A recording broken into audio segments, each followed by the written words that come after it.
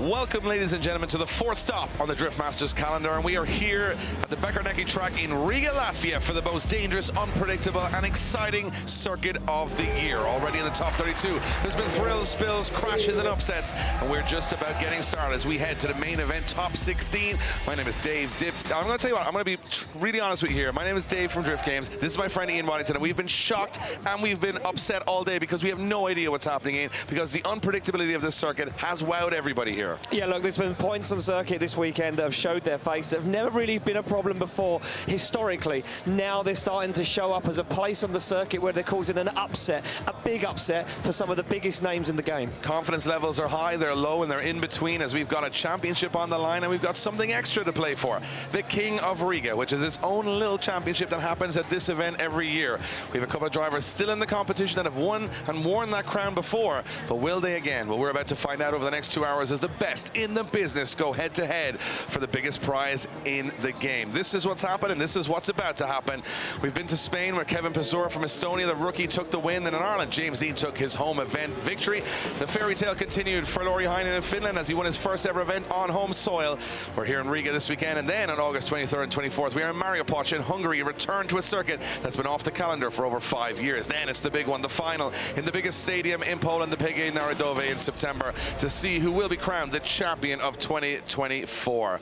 Well, let's have a look back at that top 32 that I just alluded to. That was absolutely insane. We were dumbfounded. We didn't know what was happening. We were stumbling on our words because we had this crash from Jakob Kroos straight into the wall as that beautiful Carbon Kevlar S14 falls off track. Nasser Al-Harbali, we spun off on the entry against Conor Falvey. Conor Falvey pushed it too hard, does manage to get the win, but also made contact. There was bumpers, body parts all over the circuit as it was a very intense competition. Then we had this, the biggest upset of all. Jack Shanahan coming short of outer zone and decelerating in a non-deceleration zone, messing up Keski-Korpi and sending both cars into the wall. It was a tight decision from the judges, but Jack Shanahan was deemed at fault. Controversially, according to the Shanahans, but again, in sport, it doesn't always go your way, and Jack Shanahan bows out much earlier in the competition than he wants to. Keski-Korpi with a huge crash here into Jack Shanahan, and both drivers lucky to walk away without any bones broken. But Keski-Korpi, the Finnish driver, will move through to our top 16, not the way he would have wanted it. And it goes to show that the knife edge level that this track brings, one small mistake from the leader chase driver, and all of a sudden, you're in the wall. You see Jack Shanahan dejected as he walked away. He did not agree with the judging decision, but it was consistent with what had happened earlier. And this is another one. Look at this. Pesur lifting off throttle, and he was heading towards the right zone, and Michael Reichardt coming through way too fast, getting some understeer and absolutely torpedoing the Estonian rookie off the track.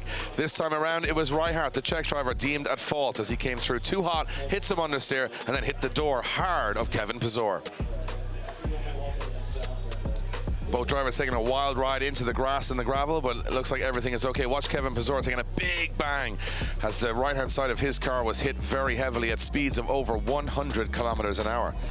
Luckily, no major damage done, and Pesur was able to get that car back to the parade and back into the top 16. He sits top 5 in the championship right now. This, though, was knife edge for whether he'd get through or not. Luckily, this time around, he was on the receiving end of a good decision from the judges.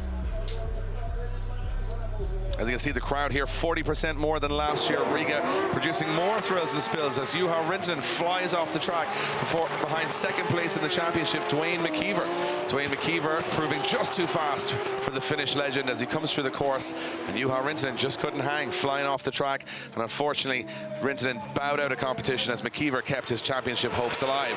Now, he started as a wild card, but he's very much in the championship race right now. James Deane missing the first round in Spain, but now currently sitting third in the championship. He took on Canadian driver Josiah Falaise and disposed of the Canadian driver, and I think what you look at here is experience over anything, as Josiah was first time to the track. Deane with plenty of trophies in the cabinet from here.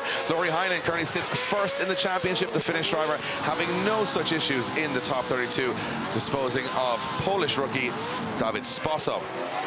Heinonen looks like he's absolutely on rails this weekend, as he's been all season, but the car not playing ball. He's had some diff issues and some clutch issues, hoping that car will stay together right until the end of the event. Heinonen definitely out for blood this weekend, wanting to secure his top step on the podium and get himself through to the end of the championship. And here we have Conor Shanahan warming up ahead of his top 16. Conor Shanahan getting through the top 32. Very clinical win for him. However, the 2023 champion sitting way down the order when it comes to the championship standings. And here's how we are right now.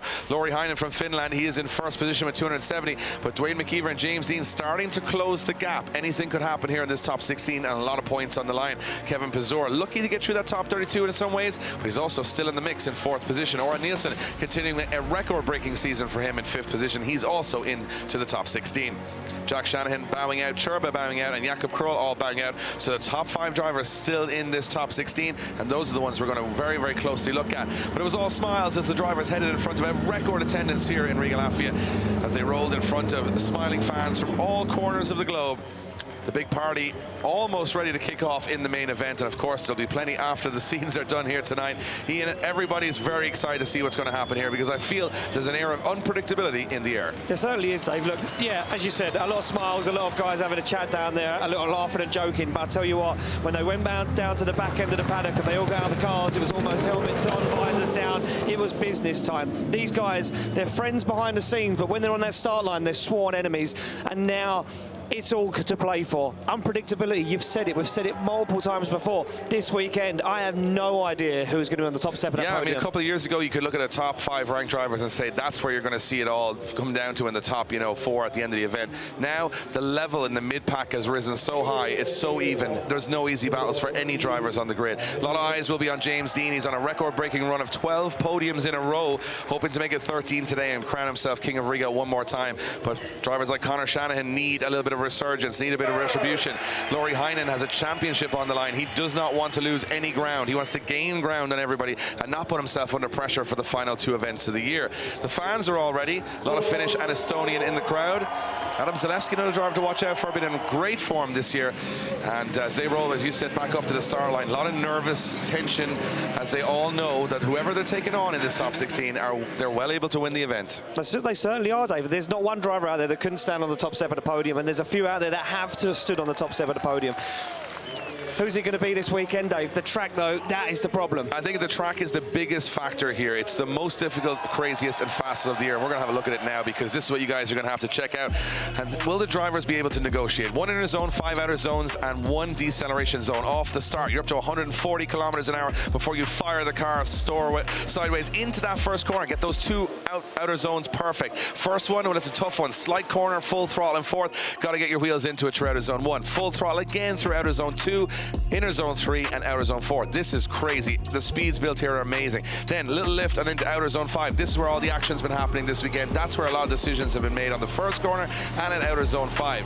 See James Deane here firing through. The speed is absolutely unbelievable. As they transition back, get to the edge of the circuit, then the first decel of the zone of the track into outer zone 6, and this wall goes on forever, as you got to get your back bumper into the zone and stay on throttle without making contact with that wall. And if you're in the chase, this is where you get it pinched between the lead car and the wall and the smoke, and it's pretty tough to be exceptional there. But they're making light work of it in the top 32.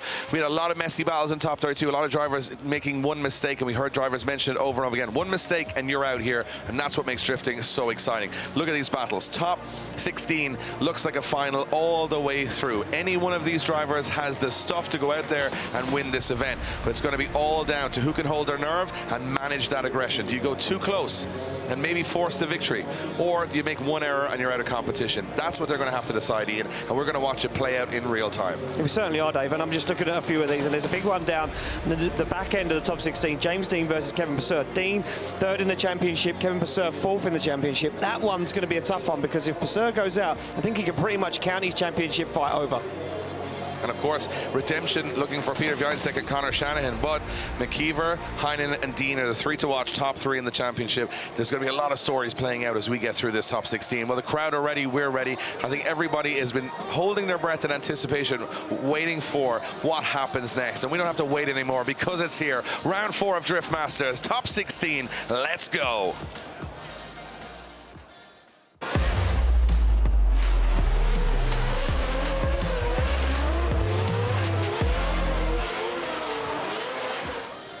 Well, here we go. We start on the line with, I would say, one of the winningest drivers in the history of European drifting, Piotr Więcek, going up against a rookie in his first ever Riga event. Więcek's been king of Riga in the past multiple times, but Kiely would love to take him down. The youngster from Ireland will go up against one of the most accomplished drivers in the game. But Piotr Więcek this year has not only been fighting the rest of the grid, he's been fighting his own car. This weekend, though, looks like things are working out pretty good, and that Supra is dialed up all the way to 11. Kiely will know this is the fastest opponent he has ever faced in drifting, and he's going to have to be on it and coming off that line like a bat out of hell to stay with Więcek here. Więcek wants to win. He wants to get that Supra back on the podium. He hasn't done it this year. Could he do it here? We are up and we are away and we are through the gears. Yeah, top 16 kicks off right here as Więcek fires that car across the circuit to outside zone 1. But look at Tomas Kiely. He won't go down without a fight. He'll want to stick it to the former champion as they transition down in front of the grandstands. And Kiely lost in the smoke, transitions a little shallow. Więcek goes nice and wide and flicks that car into the outside zone. Big angle from Więcek, and it opens the door for Tomas Kiely. Jumps onto the front wheel, across the line. That's a phenomenal chase run and lead run from both of those guys. As you said, a little drop off from Tomas Kiely, but he got right back in it again.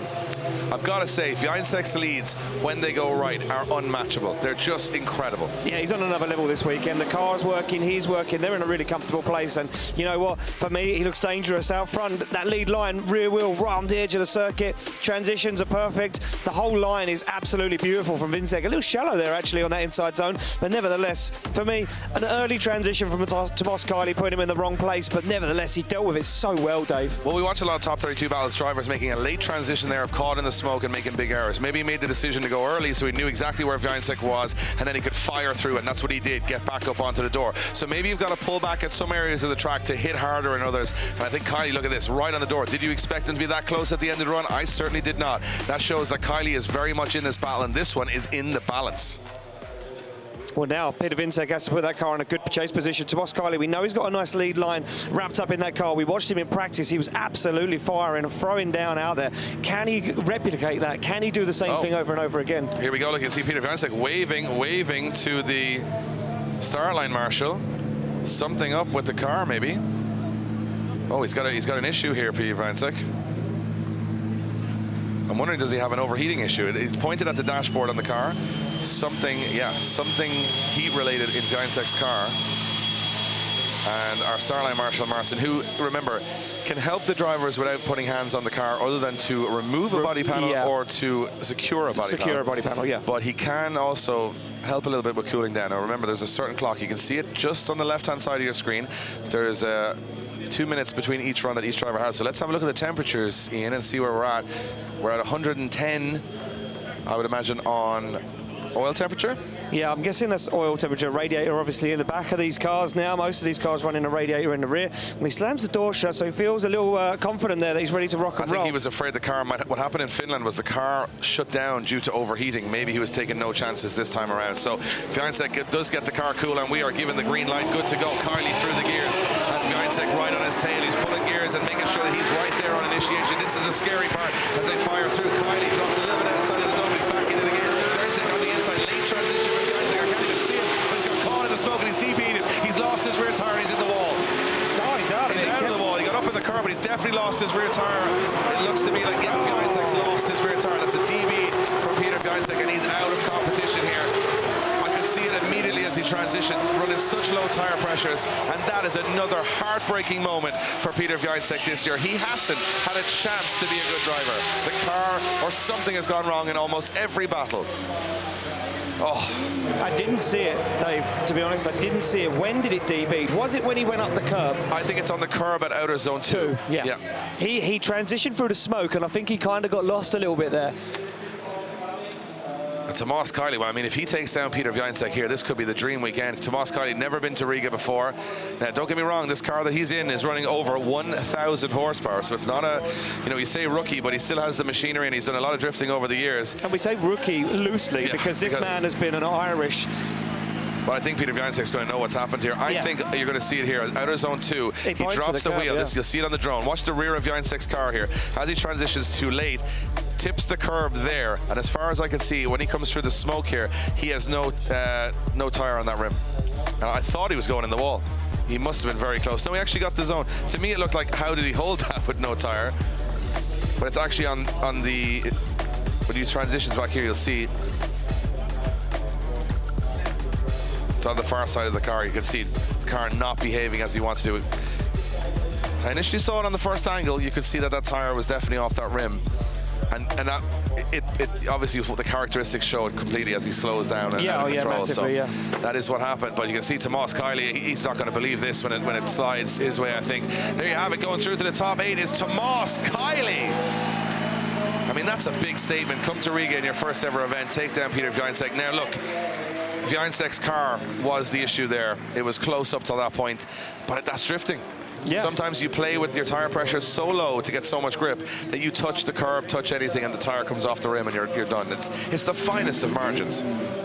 Well, we have no time to rest. I was just going to say. We're going to take a moment there we have no time to talk because Conor Shanahan's going up against Adam Zalewski.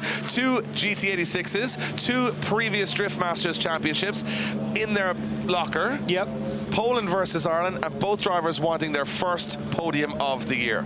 This one is going to be fireworks. Yeah, look at the run-up that Zalewski's going to take on this one. He knows Shanahan's fast. He's not going to take any risks. Slams the door closed, and we're going to take a look. Look how far back he is. He's going to go for this so early, Zalewski. Let's see how it works out. I've never seen anyone stagger back this far on a start, but he's going for it. Look at this. Doesn't have to slow with the chicane. And he's lost a little bit of ground on Shanahan here as he timed it right. I don't know if he's timed it right or not, but he made to go on the back bumper, that's for sure. Shanahan fires in. Zalewski hunts him down. They go for the transition. Zalewski through the smoke, looks for the front wheel. 2 GT86s, almost identical equipment. Oh my God! Zalewski takes the front bumper clean off the car. Super aggressive. Now dives wheel to wheel, jumps onto the door of Conor Shanahan as they put bumper to bumper on the wall. Oh my goodness! And Shanahan felt it. He knew how close he was. Look at the eyes of Conor Shanahan. He says, "What the hell was that?" Zalewski came out there to win that battle. He came out there to win it on the first run in the chase run. And I'll tell you one thing for a fact. This could be one of the greatest and scariest transitions I've ever seen. Watch this. Look at this. No messing around. A little wobble from Zalewski. Look how early he goes. Boom! He went so early. And I don't think it affects Shanahan that much. No, it doesn't. It's just a rub. It takes the middle part of the bumper off Zalewski's car. But Zalewski knows how good Shanahan is. And look at the proximity as he takes it around the circuit. We had a very scrappy top 32, but the top 16 has kicked off in style. They've all learned. They've all learned from everyone else's mistakes. They've watched the broadcast. They've looked at where everyone's going wrong. And did Zalewski make that right move? Transition early, position yourself better. I think he did. I think he knows how good Conor Shanahan is. He knew that a soft chase run wasn't going to be enough. That was exceptional. Shanahan's under big pressure now. Big pressure. Because Conor Shanahan likes that calculated drive, likes that smooth drive, likes to not put himself in an uncomfortable position. He's got to go to it. Look at Zalewski's car. He's taken the middle of the bumper off and left both sides. That's how close he was to Conor Shanahan. I've never seen anything like that before. That's incredible. Have you ever seen that? That is incredible. The middle of the bumper gone and the 2 sides still there. I've never seen anything quite like that. Conor Shanahan's going to have to go for it. He's going to have to go to an uncomfortable level. He's now staggered himself back like Zalewski. He's been told by his spotter, Conor, Zalewski's put in a phenomenal chase run. You're going to have to do something special or it's all over this weekend, and both Shanahans are out of competition. Conor's got to go deep, and especially for the 2023 champion who wants a little bit of luck on his side. He's not going to get it here. He's going to have to go out there and earn it. Yeah, Martin Astalo Marshall trying to remove the remnants of that front bumper to make sure it doesn't get lodged in the front wheels, and Zalewski seems to have pulled the hardest zip ties known to man on the front end of that car. Titanium zip ties. Titanium zip ties holding that car together. There we go. Last of the cable ties gone, just making sure everything is okay on the car. Zalewski won't care less about that front bumper after that chase run. I imagine his spotter was screaming down the radio saying, "That's how you do it, Adam. That's how you do it." But now he's got to do a lead run. He's got to stay safe and do a solid lead run. Shanahan, this is all in his court now. If he is not on the door through this run, it's game over. He needs to go to that uncomfortable place, and we know that Conor doesn't drive like Jack. He doesn't drive with that wild style, that extra 10%. But now he needs to. He needs to take a little bit out of that locker and find it. We come off the line. Zalewski to lead in. Conor Shanahan through the gears. Goes Shanahan. He looks for him. He goes onto the back bumper even earlier. Now they go into outside turn 1, but Shanahan carries more angle. They transition down into 2, and Shanahan is still glued to the side of Zalewski. He goes for the transition. Shanahan keeps it clean this time. They look for the wall. They make it. Oh, and Shanahan nearly hits him as he now shortcuts, makes a dive, looks for the front wheel, jumps up onto the door of Zalewski. Unbelievable driving from Conor Shanahan and Adam Zalewski. That's absolutely top drawer. We're in the top 16, second battle in, and we've already got, I think, a highlight reel event from this. That is unbelievable. It's done. We might get the credits screen for drifting after that. They might say, thanks for playing, you've completed the game. You've completed it. I would not want to be a judge right now. Moments from both drivers were exceptional. How do you get better than that? You couldn't even see Conor Shanahan on the first corner, he was that close. I'm going to take a look now to see if there was any mistakes in that, Dave. It was textbook. Zalewski missing that inner zone. That's the only thing I can see in the lead run. Misses the inner zone. Shanahan not having as much proximity here. So I wonder if it came lead to lead, is Shanahan's lead better? But to me, Zalewski's chase is better. So that it doesn't make any difference. I would say Zalewski better in the chase, Shanahan better in the lead. That's my first feeling towards it. Now, whatever way the judges weigh it, are they going to weigh more on the lead or the chase? Now, a lot of time they'll say kind of a good chase without a good lead, but it's going to be very tight here. Who's going to go through to our top 8? Nobody's going through because it's a one more time. Smiles all around. And I don't know what we have to watch for them to go closer than that. It's going to be a crash, I think, because there's nothing closer. That is that is unbelievable. That's why we come here to Riga. That's why we want these guys to throw down. That is why they are the best in the business. I'm lost for words. I thought Zalewski's transition could not be matched, but Shanahan's initiation was unbelievable. Now, we'd love a little bit of a break. We'd love a respite, but we're not going to get it because Kevin Piskolty will now go head-to-head with Duane McKeever. Piskolty looking for retribution, and we got some chatter on the line. Yeah, so what's happening here? It looks like Duane McKeever talking to our Starline Marshall Martin. No, maybe he's comfortable, maybe he's all ready to go. Yeah. I'll tell you what, Piskolty needs a big result. He hasn't had it yet this year. McKeever, second in the championship, needs the points. So this is a big championship battle right now. So Duane McKeever sits on the start line, Piskolty in the chase. Both drivers looking very comfortable, very calm before top 16. They're very confident young men, and they know that they're well able to win this event. However, how confident can you be when you line up against one of the best in the business? And it looks like we are ready to send cars as Duane McKeever in that ORB-powered 180SX. He's fallen at many hurdles over the years trying to get this championship. He can't afford to fall now. Piskolty wants to get himself back in the conversation of the top drivers in Europe. A lot on the line as they come to that first corner. Yeah, look at Piskolty pace matching McKeever as he fires in, and Piskolty now loses some ground. McKeever, one of the fastest men around the circuit. Oh, Piskolty's made a big mistake. Goes for the transition way too early. Fires the car on an angle, it doesn't react, and now he's lost a load of ground. It's a big catch-up for Piskolty, but there was a straighten, so this one looks like it's all McKeever's. Yeah, I'm not sure how the judges are going to look at that. Was it an opposite drift? Was it going to be a 0 on that first run? Well, we'll check in with them in a little while, but to me it looked like he went the wrong direction on the corner. Yeah. He got lost in the smoke, transition too early, and it was game over. I think he thought he was further down the track. When he transitioned, he saw the inside curve and went, I'm not where I want to be here. Now, fair play, he gets back into it, but the damage was definitely done. Let's have a look and see if he does opposite drift, and what we mean is he's in a direction he shouldn't be in a part of the track, so it's going to be tight, I think. He's way down on the inside there, and he's carrying a lot of speed, so you can see the way he's going to fire onto the inside. So Piskolty goes this way, and then he has to go, yeah, to me that looks like a big straighten now. I'm going to say it's a 0 anyway, Dave. I would say, yeah. Oh, so unfortunate. You see, left foot brakes in transit. I think he's going to hit McKeever, and he hits the front brake halfway through, which sends the car on more angle. I think he thought he was going to hit Duane, and he hits the front brake, which spins the back too much. That's my initial thought. I think he's snappy transition when he wanted to be smooth, but I think he was going to make contact. Because he was on the inside line, he was picking up a lot more speed than McKeever was through the corner. So, you can see one of McKeever's team. He's not doing a bit of gardening, he's cooling down the intercooler and the radiator in the car. He's just blowing some leaks out. Yep. Intercooler in that particular car, I'd imagine. Yes. Getting those intake temps down. You don't want to blow the welds on the manifold. Oh, I like it. Yeah, Fast and Furious reference there. So Piskolty goes back to the line. He's going to know this has got to be, and he's in the lead position, which is the worst place to be when you've made a mistake, because what can he do when he put in a good run? He's got to hope Duane McKeever falls apart behind him, and Duane, he's a clever driver. He's going to know that this is not the time to push. This is the time to just get the job done. But well, we've watched a couple of drivers. Yeah, a couple of drivers not listen to that advice today. Let's see what happens. Duane McKeever edging off the line, firing through the gears. Staring across at Piskolty. Piskolty now knows he can't make one mistake. Big clutch kick initiation for Piskolty. Drops out of outside zone. McKeever glued to the back bumper already. Nice transition for Piskolty. Now Piskolty's Piskolty full throttle, no messing around. Over the little bump he goes, transitions down into outside zone 6, and McKeever's right with him. McKeever has left him from the start line, and this is textbook stuff from Duane McKeever. Well, I've got to say, if Duane McKeever is that confident to be that close when he doesn't need to be, what's he going to be like when he does need to be? Because that looked effortless from Duane McKeever, and he was still holding distance. Dangerous man today on this track, Duane McKeever.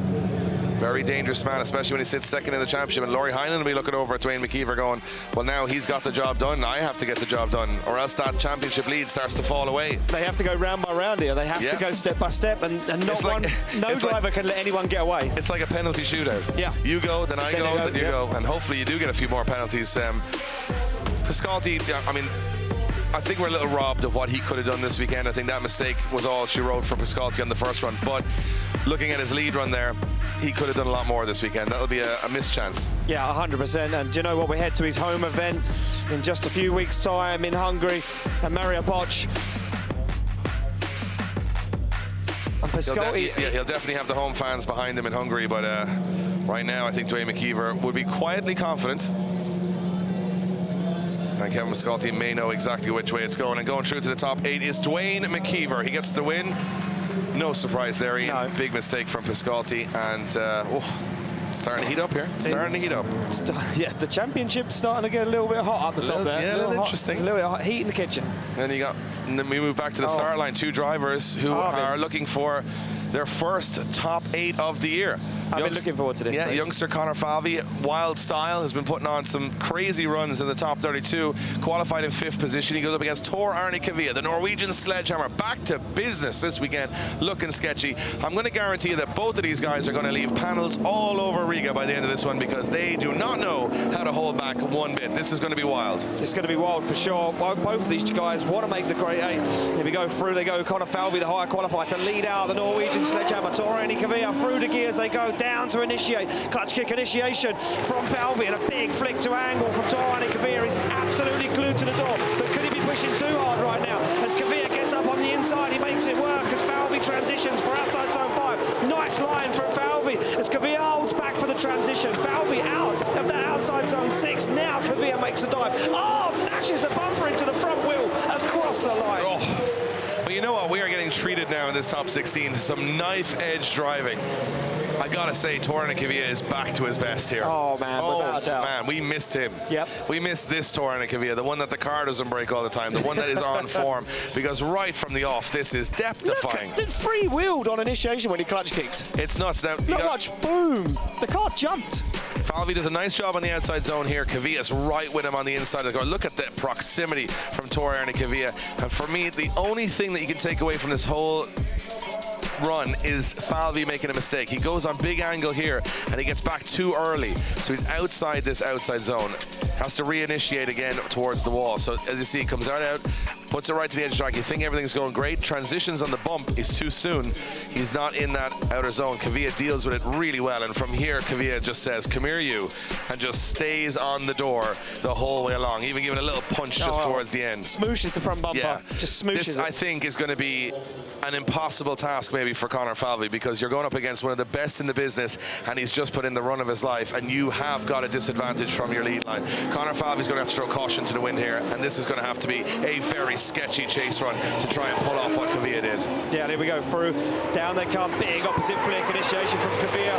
Mangied almost into the straight, but he's out of outside zone 1. Kvia makes a massive mistake as Falvey takes advantage of it. Now Falvey replays the favour, door to door. Oh my God, Falvey takes the front end and the back end off of both the cars as they transition. Kvia gets into the wall as Falvey now dives onto the door, and you thought it was all over. It's not over yet. Oh man, I love this sport. What was that? Just when you thought it was going one way, it went completely 180. And that was a ridiculous transition from Conor Falvey in the center of the track, and Kvia's first corner is going to have to be looked at by the judges because it was pretty shallow. He was way out of the zone, and I mean way out of the zone, Dave. That was wild, man. Wild. Look at the buzz on both of these guys as they come. That was some of the wildest driving we've seen on Riga. Man, Kvia's already throwing the hands. Watch this from initiation. Initiates once, initiates twice. Watch the car. Boom, instantly out of the zone. That's a long way. I think Falvey was going to lose Kvia there unless that happened. Yeah. And then once it happened, Falvey does the early transition, and this is proximity on proximity here. With the drone, will tell us the story. He matched him. He did exactly what Kvia done in the chase. Now watch this transition from Conor Falvey here. It goes so close. Oh my God. And as he transitions, boom! Oh my goodness. That is at 100 kilometers an hour, ladies and gentlemen, that's happening. Fourth gear, full throttle. Yep. Boom. Kvia lifts a wheel off the ground. On the transition. And then watch this transition again from Falvey. You think he learned from the first one. Doesn't. Fires in again. Absolutely insane. Oh man, that is... Now this all comes down to who is more at fault. This is, you know, outer zone 6 for Falvey was a problem. Kvia had a problem on the first corner. I think Kvia doesn't know. Kvia doesn't know. And neither does Falvey. Nor do the judges. I'll put it this way, if you look at Falvey's lead, it's the last outer zone where he makes the error. Watch, as he transitions too soon, he's on the wrong line here. Kvia takes advantage. Other way around, Kvia's on the right line, but he messes up the first corner. This is a close one. But it was an exciting one, Ian. It was very exciting. And I like exciting battles. Judges are going to have to make a call here. I can see why there would be a little deliberation here. And the results are in, and going through to the top 8 is nobody. It's a one more time, and both drivers went, oh, we got to go do that all again. I'm going to quickly go back to you, David. So it looked to me like, was it a balance of Kvia's first corner and Falvey's last corner? Seemed to be kind of two mistakes there. I would more call it that we saw brilliance from both drivers in different parts of the track. So don't speak about those mistakes, more look on how good it was, and we really enjoyed it. And this is one of the types of one more times we definitely would like to see once again. There you go. History made. I'm called negative for once by the judges. Yeah. Wow. Unbelievable. So we've had it all today. So we're moving on next to two incredible drivers, and we've got the championship. We saw McKeever. He got it done. He got through to the top 8. Now Heinonen's up. All the fans are up. The Finnish fans are on their feet. A mix of excitement and alcohol is through the grandstands as the Finnish fans wait for Lauri Heinonen, their hero. He won it. He did it in Finland. He's got to do it again. Here we go. Korpuliński will not care how many points Heinonen has. He wants to win. Here we go. Yeah, look at this. Laser focus from Lauri Heinonen as he absolutely leaves Korpuliński. Now Korpuliński dives. Transitions early. Has to handbrake. He's made a hash of it down the middle. And Lauri Heinonen seems to be opening this one up and taking a good step into the Great 8. As Korpuliński goes for it. Oh, it's dangerous. It's close. Korpuliński almost puts Lauri Heinonen through the wall. And you can tell every time Korpuliński made a mistake, the grandstand was erupting because they are living and breathing their dreams through Lauri Heinonen right now. All of those fans. Lauri Heinonen does not make mistakes. No.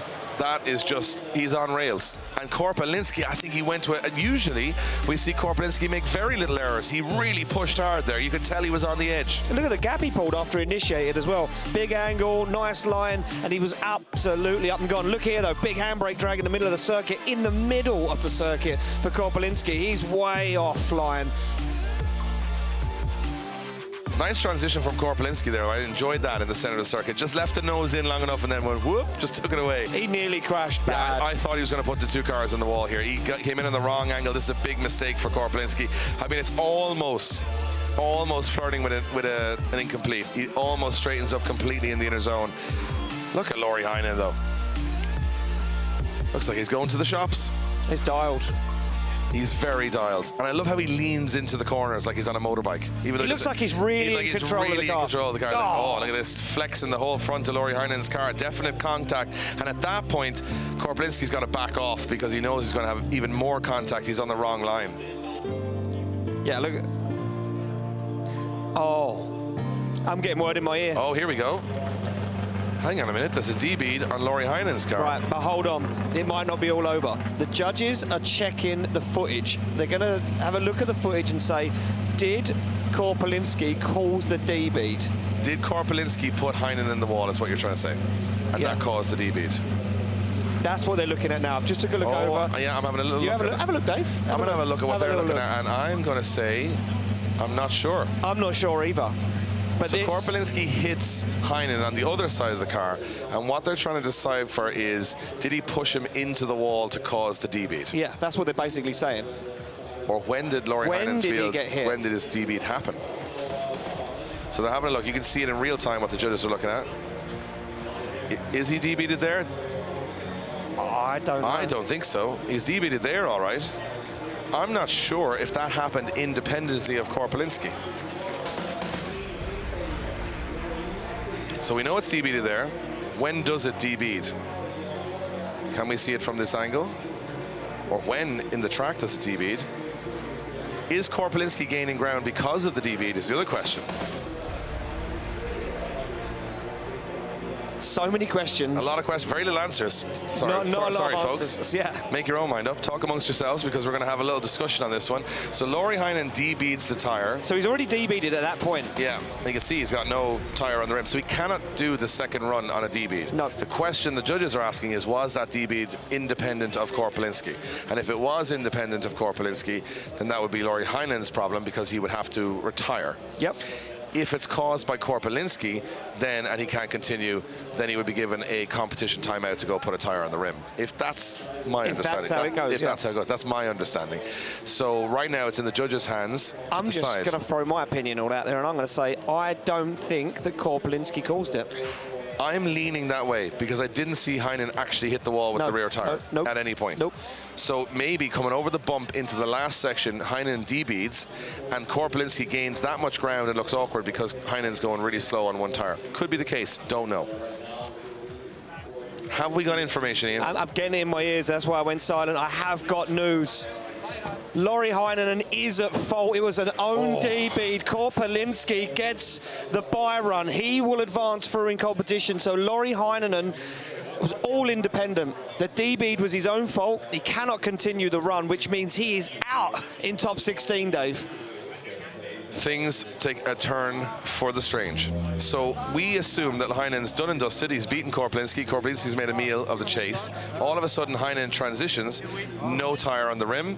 He cannot continue with a D-beat. That's the rules in Drift Masters. It's always been the rules. And Heinonen has actually won battles in the past because his opponent. So when was the D-beat happen? It happened on outer zone 2. So the D-beat was on outer zone 2 for Lauri Heinonen. I wonder if we can show that. We're looking at the judges' replay monitor. Just to let everyone know at home, the judges have many screens and many people looking at many more than we are. Yeah. But we just took a little glance over, and on outer zone 2, Lauri Heinonen D-beats. He hits the curb. And you're wondering, watch this. Here we go. You're going to see it here on your screens. This is why Korpuliński struggles to chase him, because he's got no pace.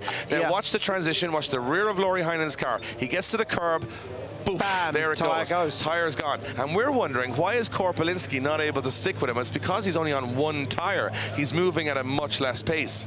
And Korpuliński then, I mean, he wasn't perfect here, but in the transition, you can see Korpuliński's waiting, transitions back with Heinonen. Fair play to Heinonen. He gets a full run in on one tire, which is talent.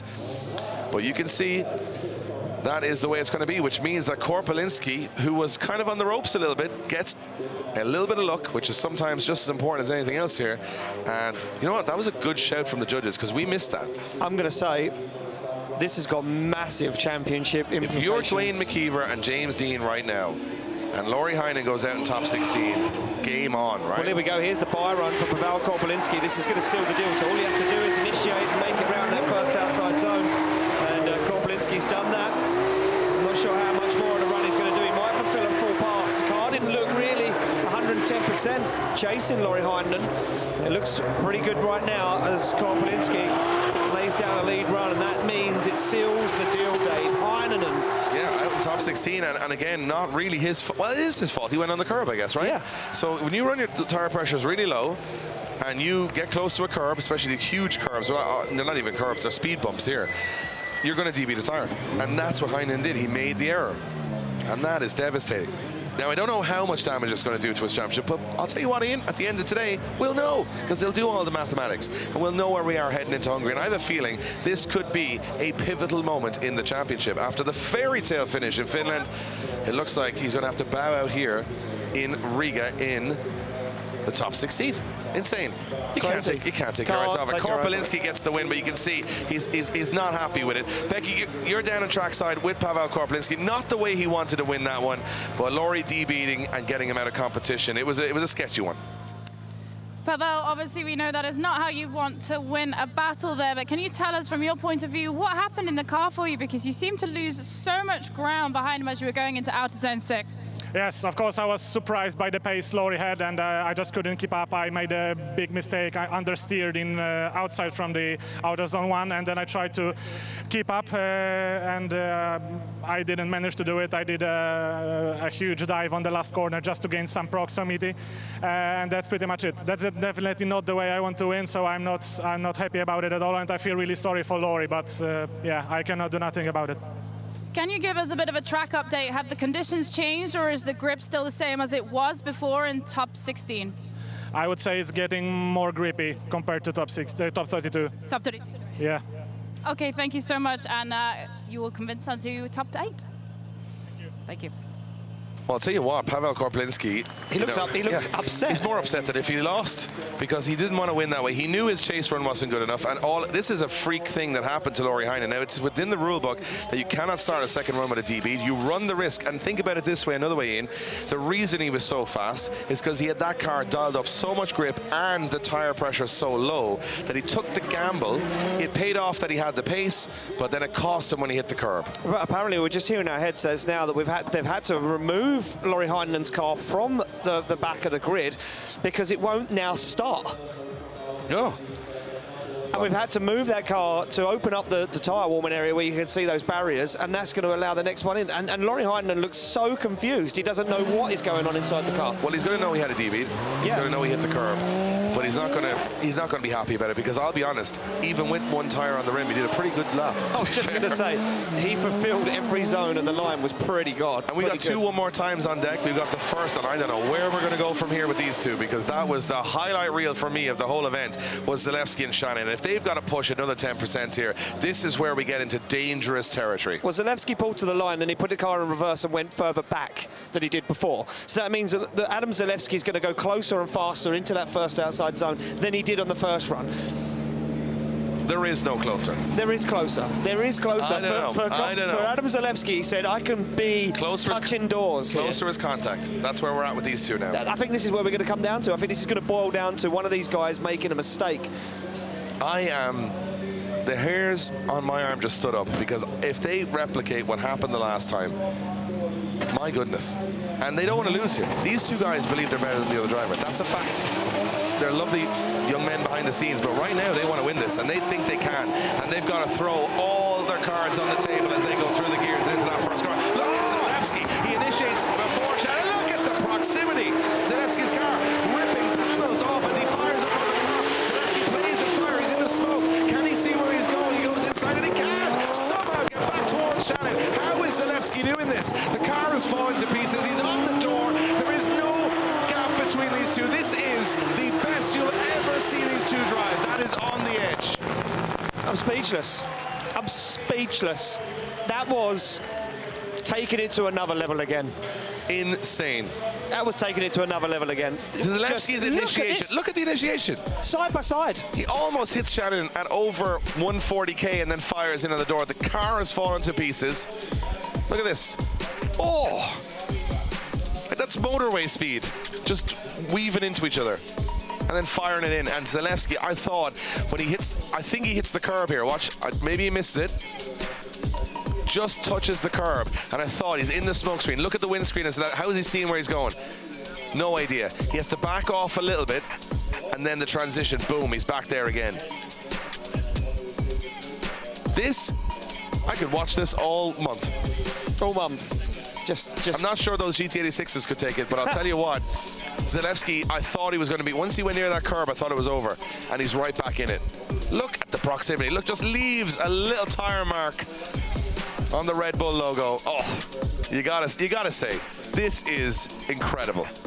If you're a drift fan right now, and you're on the edge of your seat, welcome to me and Ian sitting on the edge of our seat, because this is what it's all about. Mono, a mono, best versus best. Two previous champions in two similar chassis, throwing down on the most difficult track of the year, inches from each other and inches from disaster.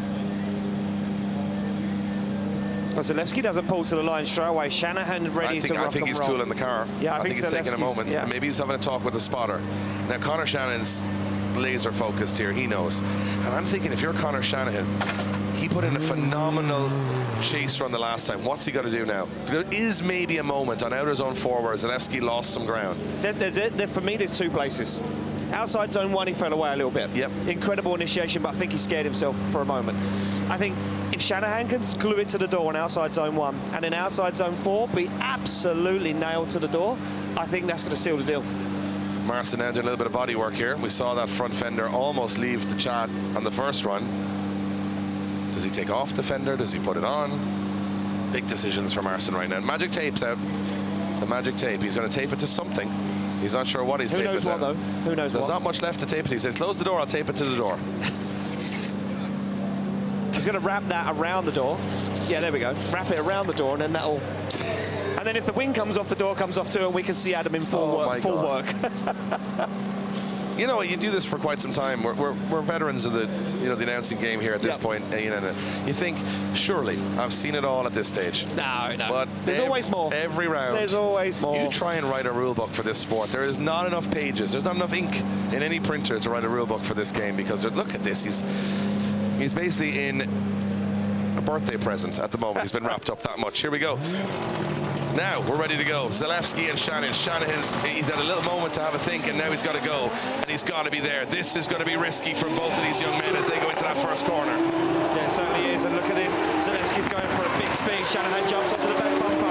He does get a little bit more proximity than what Zalewski had. They transition down outside zone 2, and look at Shanahan. He's closer than Zalewski on the outside zone. They fire across the track. Look for outside zone 5. Zalewski has to left for break, and Shanahan makes some avoiding. He's over-rotated. Zalewski over-rotated. I just watched it come, and he went on big angle, and he couldn't hold it. I think Zalewski's over-rotated on the transition there. That just was my initial point, and I really thought the angle he was throwing in, I was like, he's never going to hold that, and he just had to stall the car up to avoid the spin. Oh, it's so knife edge. They're pushing to a place where they've never pushed to before. Oh, I've never seen speed like that in Riga. Never. In the many years we've come to this track, I've never seen anything like this. Shanahan's going to look forward and say, I think Zalewski spun it. He knows. He knows. And Zalewski, I think we're going to use, I'm going to talk over the language of Adam Zalewski there. But I'll tell you one thing. Just watch this again. I just noticed it. Watch, this is really good from both. But watch the transition from Zalewski. And he handbrakes there as well, going into outside watch the zone transition. 5. Just here, he goes on way too much angle here. As he transitions back, he's almost 90 degrees. Back end of the car is gone. There you go, 90 degrees. You can't get around the corner at that angle. And he's off throttle. And he's off throttle, trying to avoid the spin, get some grip in the rear tires. So, look, someone was bound to fall off the amusement park ride at some point here, and it turns out that it's Adam Zalewski. But, that first run. And I feel sorry for Adam Zalewski, because he's going to go out here after putting in one of the chase runs of the day. Twice. Oh, there you have it. Going through to the top 8 is Conor Shanahan. Gets the win. A little bit of luck coming Conor Shanahan's way. He hasn't done much of it this year, to be honest. But he goes through to the top 8. Waves to the fans. I'm very happy to be back in business. And again, they've put 4 turbos on this car. They've had 2 engine fires, and here he's in the top 8. So, I mean, that's drifting, right? I mean, the other day he said he could have cried. Now he's over the moon. Yeah, he's all smiles. Over the moon. Oh, it's a rough roller coaster emotionally for these guys. And we're here on that roller coaster from start to finish, from Spain to Poland. And we are at round 4, and the championship very much on the line. And now here we go again. The most intense battle we've seen. Bumpers flying, panels flying. It's Kvia and Falvey again. Falvey thought he had it. Kvia thought he had it. Neither had it. It was a one more time. And now they've got to go again to the wildness. And both of these guys put on a show. Kvia ready and set, knows he has to do better, knows he has to do more, has to clean up that lead line. Falvey has to clean up that lead line as well. The chase driving was exceptional. Both get the green line, and we are good to go for a spot in the top 8.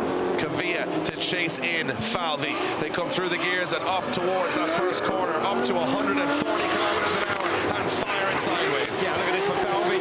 Absolutely impeccable clean on the outside line this time. But look at Kvia, he's there, but he gets too short. Gets himself mixed up and shuts the door on himself.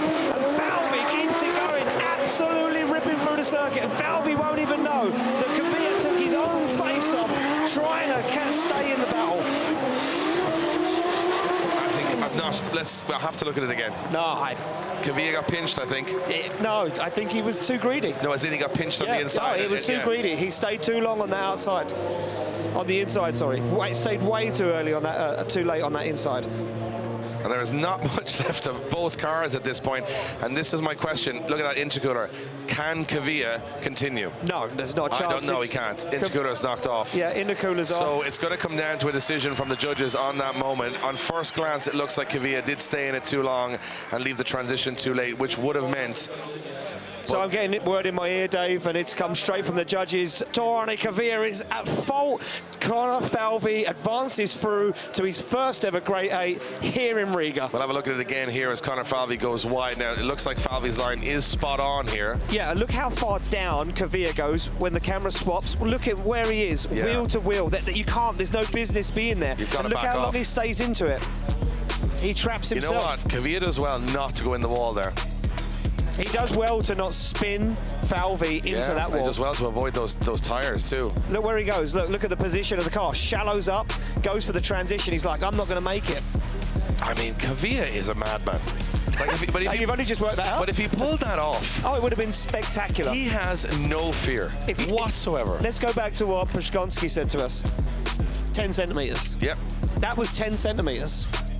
If he was 10 centimetres further back, he would have pulled that off, and Conor Falvey could never have done what Kvia attempted to do. But the problem is, you take that risk, sometimes it doesn't pay off. Sometimes it does. Yep. And it could have easily gone the other way. So all it will need now is Falvey will have to initiate the first corner to prove that his car is working, and he will go to a top 8, his first top 8. Conor Falvey started the year as a rookie, mechanical failure in Spain. He qualifies in the top 5 in Ireland. He qualifies in the top 5 in Finland and top 5 in Riga, 16, 16, and now 8. Are you sure he's only 16? He is only 16 years old. Because he's now using a head on his shoulders that's about 40 years old. He's saying to Martin, so just the initiation? He's like, yep. He's like, cool. He's on his school holidays. Think about it.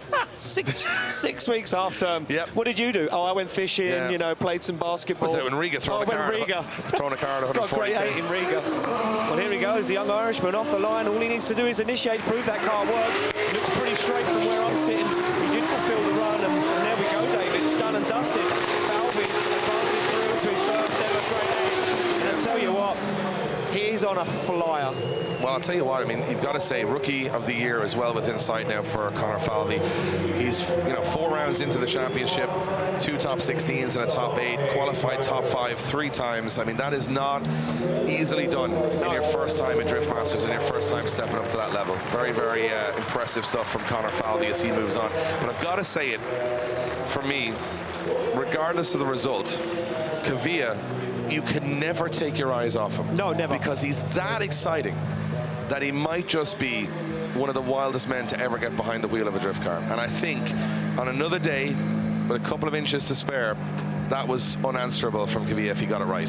Yeah, I mean, it would have set up the transition perfectly, and I think he would have been glued to the door. Well, will Conor Falvey get his first ever top 8 in Drift Masters? He will. He goes through to the top 8. And the progression through the season continues from not qualifying due to mechanical failure at round 1 to now in the top 8 at round 4. Conor Falvey growing into the championship as time goes on. We go back to the start line, and if you're a Finnish fan, well, you're about to be divided because you've got 2 stars of Finnish drifting going head-to-head. Mika Keski-Korpi caught up in a big old incident with Jack Shanahan in the 32. Jarkko Jylhä got a bye run, if I'm not mistaken, so he hasn't been tested yet. No. We got a BMW versus a Toyota Chaser, JZX 100. We don't often see them. Nope. I'm going to go out there and say there's never been a JZX 100 in the top 8 of Drift Masters ever. So this is, for all the JZX guys out there, he's flying the flag, but also the Finnish one, and so is Keski-Korpi. How are we going to see fireworks here as these 2 very talented drivers head? And again, every battle so far has been entertaining, has been knife edge, and I expect nothing less here. And there we go through the gears down. Keski-Korpi to lead out Jarkko Jylhä for a space in the Grade 808. So look at the laser focus from Jylhä as he fires that car into the door. Keski-Korpi, but he's out of formation. He's up on the inside. Keski-Korpi on a ripper right now. The bonnet flapping. It can barely hold on to the pace that Keski-Korpi's firing down. And Jarkko Jylhä still in the mix, so as they flick it towards the wall. Mika Keski-Korpi is absolutely on a ripper this weekend as he puts the back bumper to the wall. Great run, great lead, great chase. Jarkko, Jylhä, I mean, look, we've seen some insane stuff here. But if you look back and say, who's really pulled it off? Jarkko Jylhä playing the safe game there, doing enough in the chase position to not put himself in danger. Now, he could have been... He's way offline there. He's on the inside. That was a problem for me. He gets back into it. That was the only fault he had on that run. Other than that, I mean, Keski-Korpi's given him a great lead run. There's no question. I think Jarkko Jylhä does a pretty good job of being steady in the chase. He doesn't throw it away. No. And a lot of drivers have, Ian. He didn't take a risk. That's what he didn't do. He didn't take a risk. He played it safe. But maybe that's the best way to do it, because so many people who have failed. I love this at the end. Both of them absolutely dialed here on this last outer zone. How cool is that, right? Two very good-looking cars. And two rising talents. Mistake me if I'm wrong, but I think if Mika Keski-Korpi takes this, it'll be the first ever Grade 8 he's got in Drift Masters as well. So either way, either driver is going to get to a Grade 8 that never got to before, which is insane. Talk about the unpredictability of Riga. We said at top of the show, it's all about unpredictability. You think that's just a marketing line? It ain't. It's reality, because it has been unpredictability. And look at that locked front wheel from Jarkko Jylhä. And you might wonder why they've locked front wheel. He's still full throttle at this point. So it's full throttle, slowing the front of the car while moving the back of the car. It's hard to explain unless you're actually in the driver's seat why you would do that. But sometimes you can actually go faster by being on the brakes. Yeah, which makes no sense. Yeah. Because you can actually have the rear tires gripping and pushing while you're just pushing basically a locked up front brake. So, yeah, more magic tape from Marcin. He's running out. I'll tell you why, he's going to need to go run down to the local shop and get a few more rolls, I think, by the end of this. Marcin's like, yes, I need 4 more rolls of tape, please. We're not even anywhere near the final. So here we go. Look at Keski-Korpi taking a big old run up at Jarkko Jylhä. These guys have driven before together in Finland, but not on a stage like this and not on this track. And Jarkko Jylhä waits for that green light and comes through the blocks flying. Yeah, he is flying. Look at that. Absolutely dialed in as Jarkko Jylhä goes for a big opposite clutch kick initiation. Keski-Korpi stays in it, gets into the outside zone. Both guys deep on the zone. Keski-Korpi transitions early. Can it pay off? It certainly can. Keski-Korpi looks for the side of that JZX 100 as he fires across the circuit. Now carries big angle. Keski-Korpi going to go for a brave one, but he's going to be on the inside. Needs to let the car wash, but the lead line from Jarkko Jylhä isn't the nicest as they get into the outside zone. I don't know. I think Keski-Korpi's having trouble with that transition all day. That was a mistake. He over-rotated slightly through the transition. Jarkko Jylhä doesn't have any mistakes, but you talk about that proximity, I agree. Keski-Korpi much more, but no errors from Jylhä. I'd like to see a replay. Wouldn't you just love to see a replay? Not afraid to give a little bit of a first reaction there. You need a little bit of reassurance. I kind of want to reassure myself I was right. Oh, confident. Yeah. I think Jarkko Jylhä has made very little errors on both runs. I think Keski-Korpi's had a much better lead, but he's made a bigger mistake in the chase. But why was he making the mistakes in the chase? That's my argument. Your argument is that Jylhä's line wasn't great. Ooh. Let's see. Let's have a look, Dave. Let's have a little look. We've got the technology. We have the tech. Let's see where we go. So Jylhä's braking there in that outside zone. But he's on the right line. He's left foot braking, which is fine. Look at Keski-Korpi here. And I'm not leaning one way or the other here, but I think on the transition, look at the wobble here from Keski-Korpi. Jylhä. Good line. Now watch the transition. Look. Wrong place on the track. And you can't blame Jarkko for that, because he was sort of okay. He's not great on the outer zone there, Jarkko. Now they look at it again, but I think there's an argument. We're split. I think there's an argument for both sides of that. I think so. I think there's an argument for both sides of that, to be honest with you. And I think that's the thing, you know, we think independently as commentators, and of course the judges think independently, so I'm definitely sure Jarkko and Mika Keski-Korpi are going to think independently of what happened there too. I think if you go lead to lead, chase to chase, which is exactly what the judges are going to do, I'm going to say Keski-Korpi's lead was way better. Couldn't have a nice chase because the lead wasn't as nice. That's my argument. I think I agree, except the biggest mistake was from Keski-Korpi. So it depends if all you've said outweighs that. Yeah. Well, we don't know. We don't know. But we're about to find out. And we're looking at it side by side here. And even the judges, look.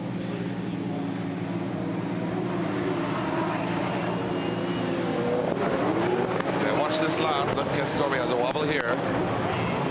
That's a pretty big mistake, I think, from Keski-Korpi. Because you could blame Shanahan for it in the top 32. You couldn't blame Jarkko for it there. He was out in the outer zone. But then I do agree, lead run was much better from Keski-Korpi, so they might go with that and say, hey, it's a tough one. Neither of these guys know. And you know what? Whatever way it goes, but yeah, look, the judges are they're torn as well. And I think, and you know what? For a moment earlier, when you had me on the ropes, Dave. I'm not going to lie.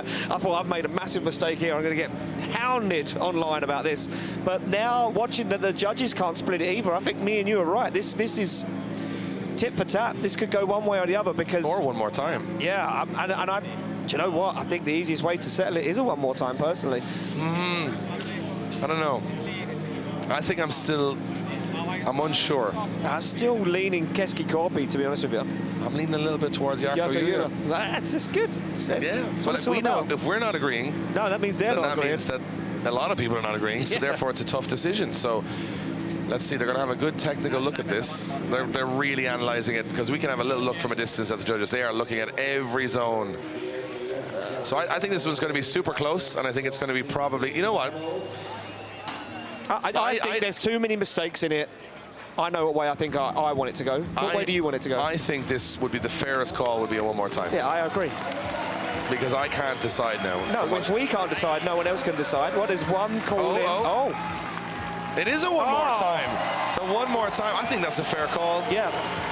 I don't know if David can hear us, but we were having a little argument here, David, about we think that the lead run from Keski-Korpi was better, but then there was a bigger mistake from Keski-Korpi. Did that balance it all off for you?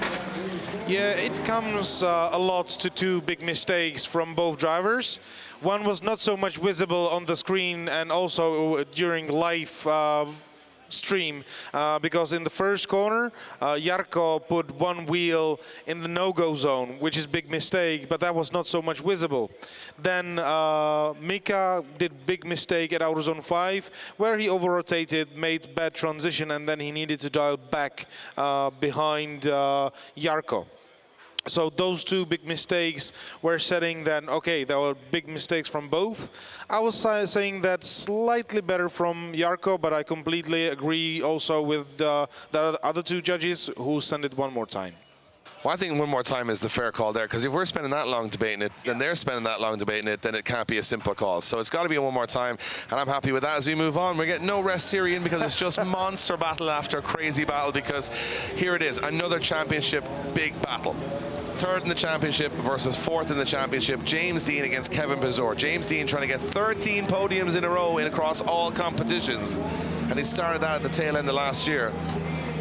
But he's got a very, very capable competitor against him. Kevin Pesur not really on form this weekend, but he's got the stuff to do it. And he knows he's up against James Deane, so he can push here. Oh, this one is set up really nice. I mean, look, this is for championship points. This will determine third and fourth place in the championship. Heading into Hungary, off the line through the gears. Deane to lead in Pesur for a spot in the Great 8 away. It's beautiful initiation from James Deane. Kevin Pesur matches the angle and the pace. Goes early, takes the back end of the Deane's car. Up on the curve goes Pesur as they go wide for outside zone 3. Oh my God! Pesur is on a man possessed. He disposed of the bumper. Tags Deane. They stay in it. Oh, and they have to bail out. I was just about to say, there is no way Kevin Pesur can pull this off for the whole run.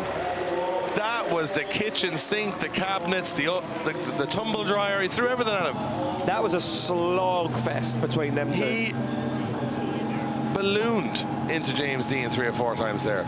And Deane eventually just couldn't continue. And I think Kevin Pesur's DB'd a tyre. I definitely think you can't get away with 3 hits like that. I think that's the end of it for Kevin Pesur, because that hit at the end, I mean, he hit him way too hard. How he got away with the transition before that, I have no idea. You got to give it up to Kevin Pesur. That was, you go out there against the best in the world, arguably. Well, you have to throw it down. And you go, what is the point unless I go bananas? And that was full ham right there. Unbelievable. Look at the transitions. I can't wait to see this on drone. This one is just, oh my God. Like, that is ridiculous at that speed.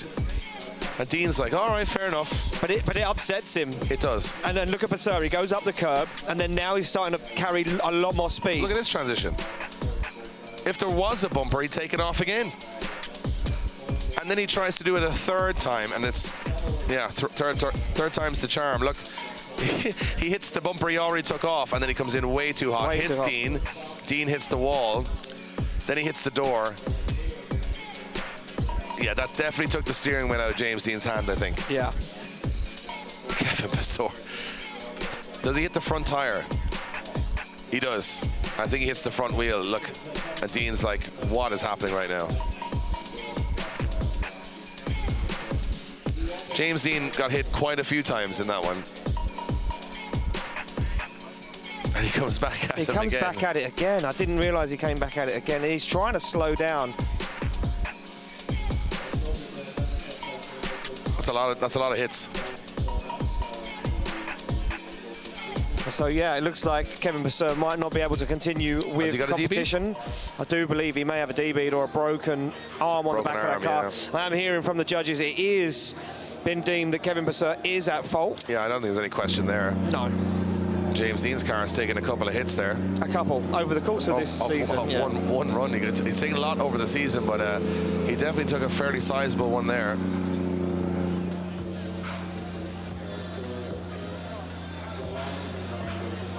So Marcin, I can't really hear him, but he's basically saying to James Deane, look, Kevin Pesur is deemed at fault.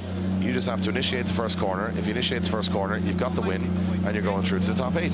And Kevin Pesur is on the track, and he can't continue because his car is on a recovery truck, and he's not allowed, as far as I know, to compete on the back of the recovery truck. So therefore, it would be the first time. It would be the first time. If they sent that Volkswagen Crafter into the first corner with the car in the back, it would be a first, but you can't do that. No, you can't do that. Yeah. We don't make the rules here, Ian, and if we did, they would. Yeah, I mean, if he did a rolling burnout on the truck while it was driving the track, that's not allowed. No. I looked it up in the rule book, they said no, not allowed. They laughed at you a little bit? Yeah. They said Dave's imagination again. You can't do burnouts on the recovery truck. But yeah, unfortunate for Kevin. To be fair, though, I mean, that's a big championship one right there. Yeah, but to be fair to Kevin Pesur, what was the point of not doing it? Yeah, because if he just got beaten fair and square by James Deane by just, you know, pottering around, then that's not going to help either. No. Now he's got a lot more to repair this time, but I don't think too bad. And I'll be honest with you when I say that I like that Kevin Pesur took the opportunity to try and go out there and put on the run of the year.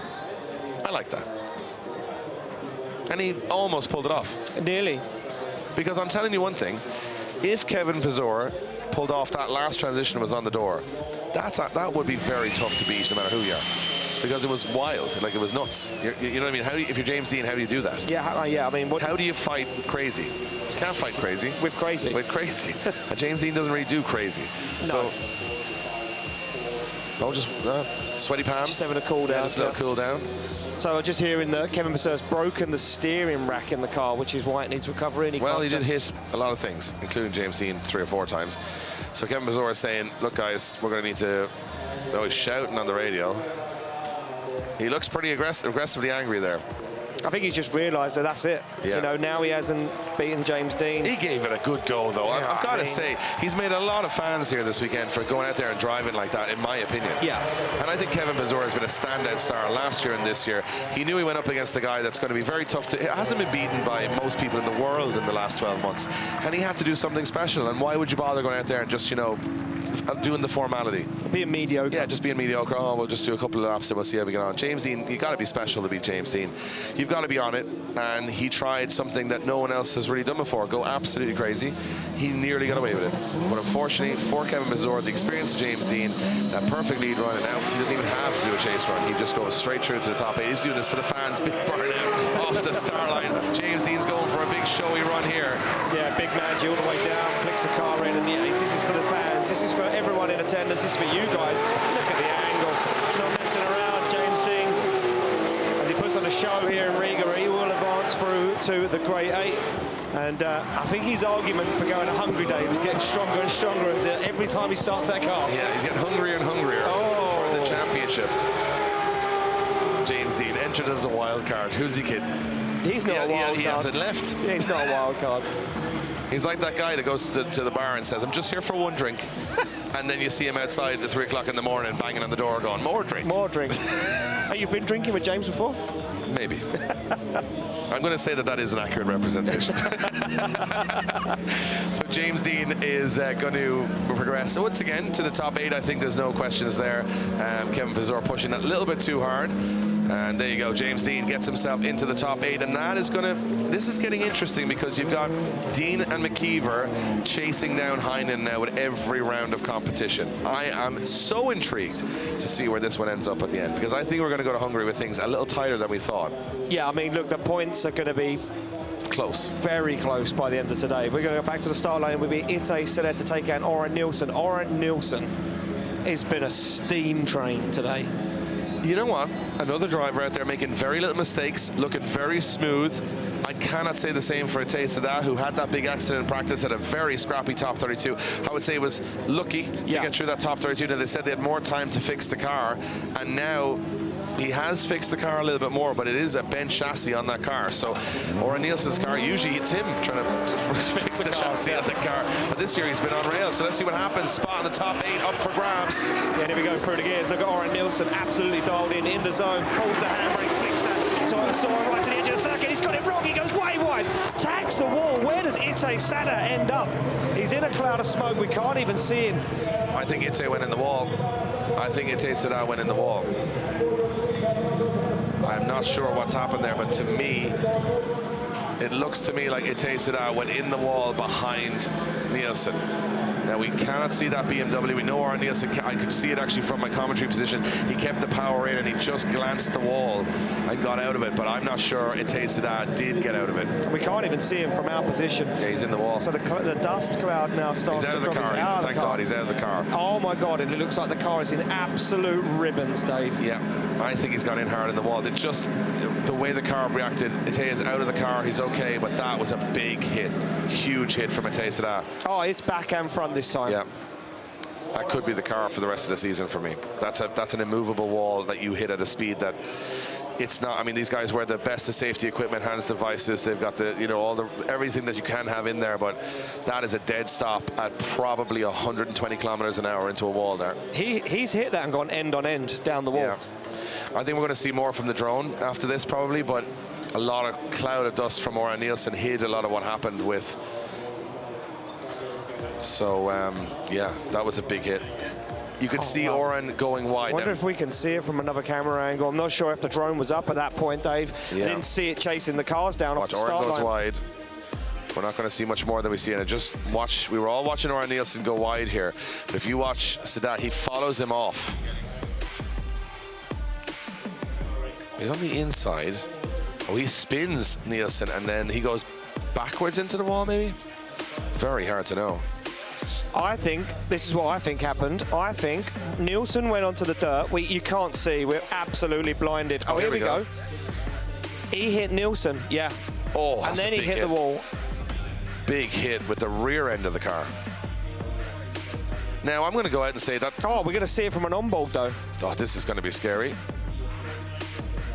So Nilsson comes in way too late, way too late. You can see him on the handbrake multiple times. Through the eyes of Arne. Right, here we go, look. He knows it's gone wrong. Now he's on the dirt. Look at Ite Sada. So he gets hit there.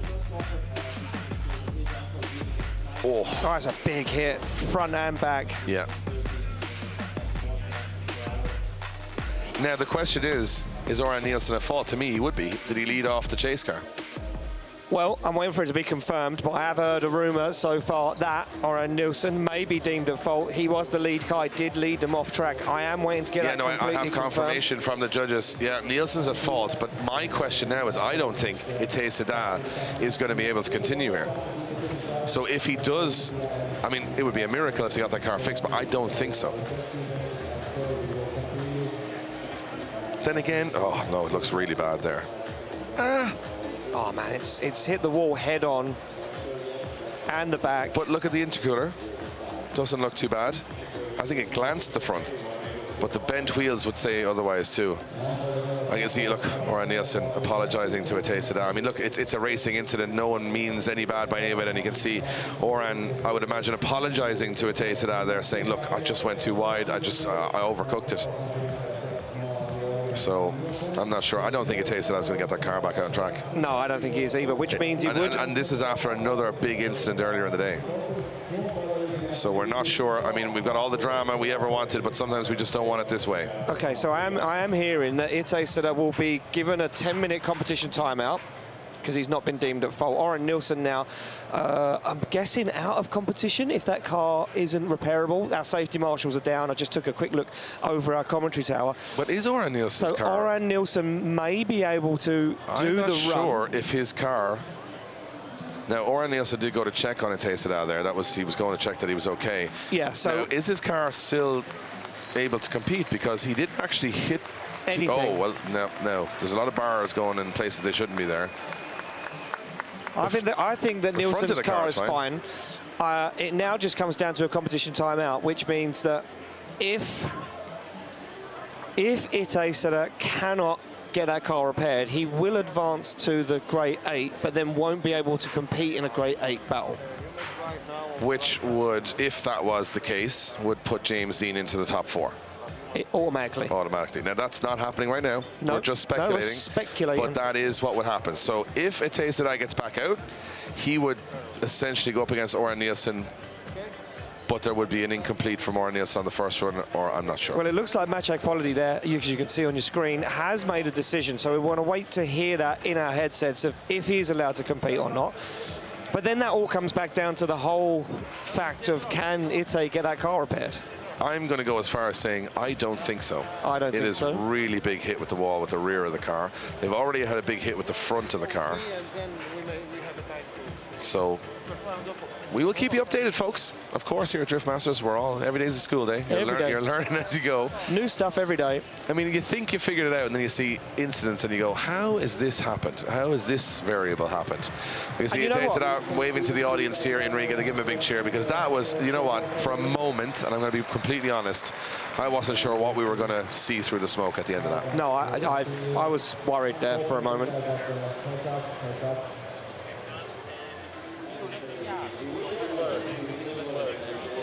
So there we go. Track cleanup in progress. Okay, so we have received in my ear the important information. So Nilsson will bring his car to the start line. Our safety marshal will check the car and say if it's okay to run. If the car is okay to run, he will wait until the competition timeout of Itay Seda. If Seda comes back, we run the second half of the battle and everything's business as usual. If Seda does not come back, he will get the win because he's not at fault for the problem of what happened, but he cannot progress from that point on. He's out. But he goes to top 8 and that's it. So not a bad result for Itay Seda by any means. No. A top 8, but he cannot compete from that point on. So that is where we're at the minute. And other than that, there's just a man on a moped, a scooter, and a Ghostbuster, running down the track there, having a great time. So, a lot of sweeping, a lot of cleaning. Track looks like it's back to its best, and we will move things along. But if I'm not mistaken, that is the last battle of our top 16. Oh, that's what you thought. We got one more time. No, I mean after the one more time. Yeah, we got one more time. But we cannot move past that battle once we get there. So that's the situation at the moment. And then we go back to this, which we were very divided on this. We nearly fell out over this. We've been divided all weekend, to be fair. We've had a few moments. I mean, it helps that we don't like each other, but I'll tell you what, it got very close.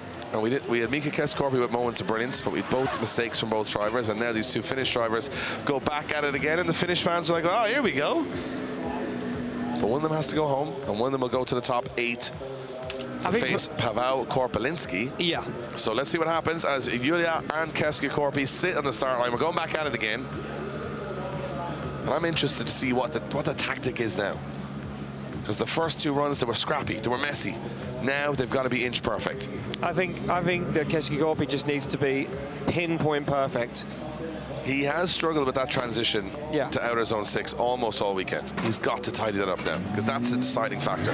Jylhä has got to stay off the inside of the track.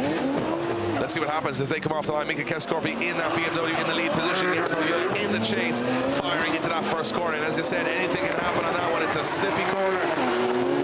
Keski-Korpi, great job in the lead position as Jylhä tucks in on the inside. This is good for both drivers. Oh, misses the inside zone. Keski-Korpi pushing very, very wide as they come to the center section. Keski-Korpi fires out to that outer zone as they transition back. Big angle from Keski-Korpi, but he gets it right this time, but drops out of the zone. Jylhä's right with him there, up on the door. Not the cleanest from Keski-Korpi missing some zones, Ian. Yeah, he did. He did, Dave. Again, it was almost like a mirror image of his first run. It was there, but it wasn't 100%. It needed to be cleaner again, and Jarkko Jylhä dealt with it very well. Look at this from initiation. Jylhä on it straight away, fires that car in. The Keski-Korpi does a good job on that first outside zone, keeps the back end of that BMW in that long first outside zone, fires across the track. Look at that, beautiful. But what he doesn't do is let the car wash to the inside of the circuit, and he misses that inside zone. Nice transition here, doesn't let it upset him too much as he goes down for 5. Jarkko Jylhä times the transition perfectly. Look at this, boom, dives through the smoke, looks for the door, but Keski-Korpi is wandering and wavering in that outside zone. Again, another scrappy one from Keski-Korpi. And I mean, this opens the door for Jylhä to come out with a good lead run, good safe lead run, but probably do a lot of damage here to Keski-Korpi with those mistakes. Not perfect. And as we get towards the latter stages of our top 16 bracket, I'll tell you what, I have no idea which way this was going to go, and it can't go one more time at a time. No. So it has to be decided on the next run. We've had it all in this top 16. We've had, for top 32, we've had everything. Unbelievable battles, proximity, crashes, spins, upsets, championship leaders gone. Like, who knows? Drift masters, eh? Here we go. Keski-Korpi now in the chase position, edging off the line as Jylhä now puts that car into gear. That JZX 100 firing through nearly 1,000 horsepower as they come into that first corner.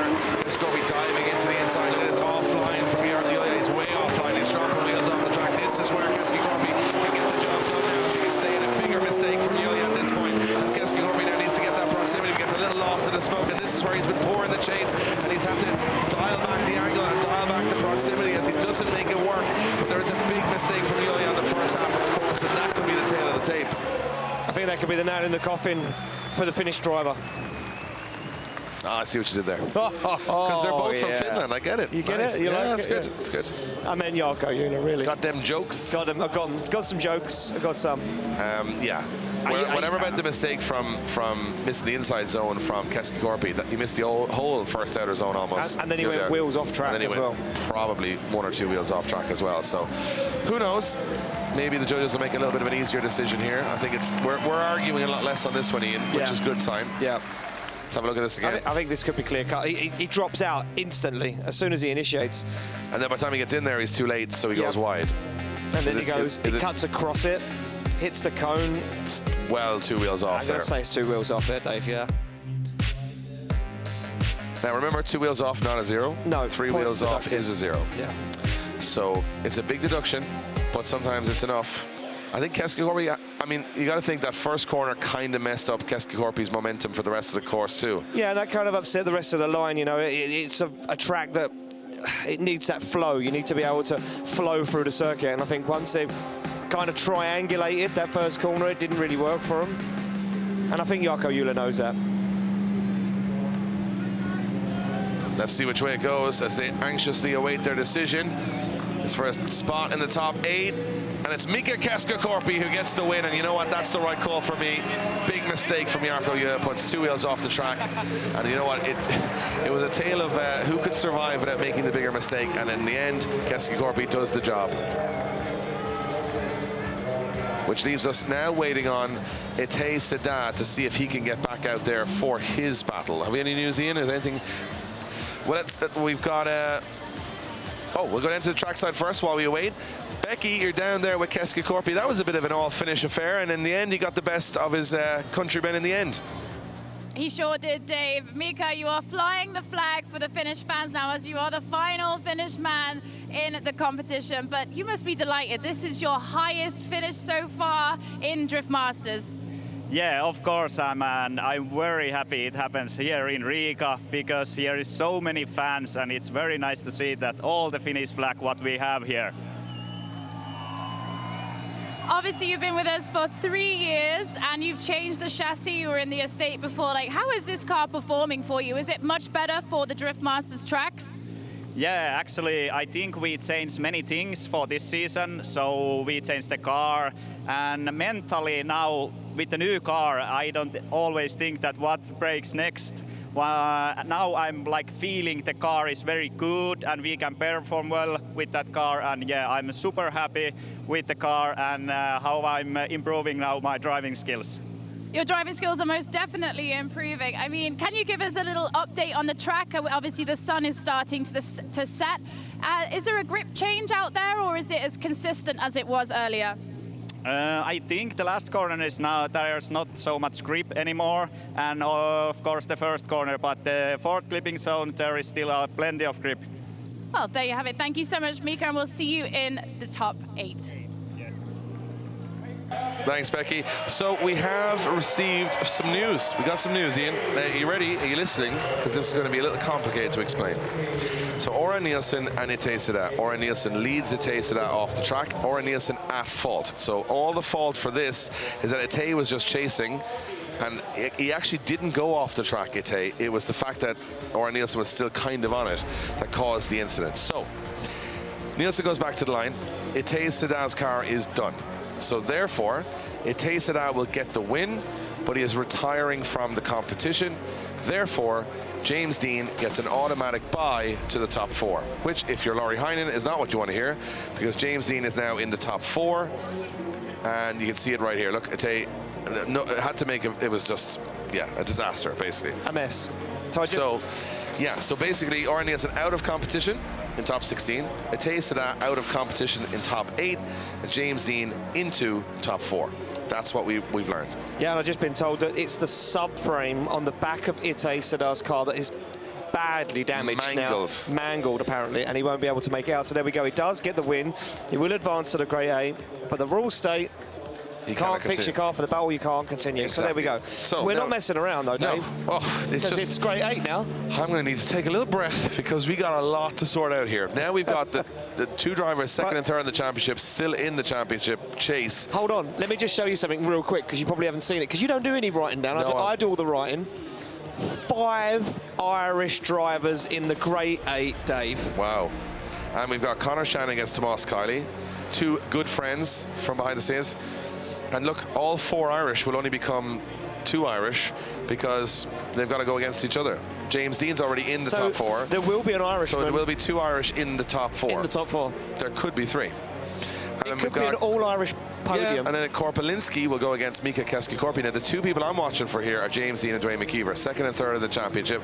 Lauri Heinenen's out of competition. We have to see if they can make it count now. Will they do damage to Lauri's championship? We're about to find out as we head to the top 8.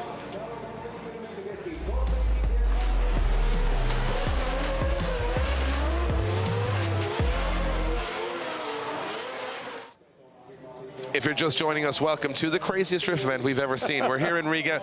It's the Bikernieki Circuit. It is fast, it is scary, and it's unpredictable. And right now we have an upset all across the board. The Irish coming through strong as 5 go into the top 8. However, that's only half the story, as a lot of the Irish have narrowly got to that top 8. As Conor Shanahan, 2023 champion, goes up against good friend and wild card this weekend, Tomas Kiely. And I'll tell you what, Tomas Kiely's been taking some names. I mean, he sure has been taking some names, Dave, and he looks unstoppable. He's got a nice lead line. Can he throw it down against a man who was leading this championship this time last year? Off the line goes Conor Shanahan, fires that GT86 across the circuit, but look at Tomas Kiely down the inside. Now he starts to lose some ground. Gains it back again as they go for the transition. Kiely up there on the inside. As Shanahan performs an absolutely incredible lead line. It's a little shallow, though, on the outside zone. Goes to the curb, goes for the transition back. The back end of Shanahan's car flexes as Kiely puts the bumper to bumper. He goes for the door, and Kiely pushes Shanahan across the line. Oh, that transition from Tomas Kiely in towards the wall was just... I mean, if we had seen one transition like that 3 years ago, we'd have gone home saying, what an amazing event. We're seeing it run after run right now.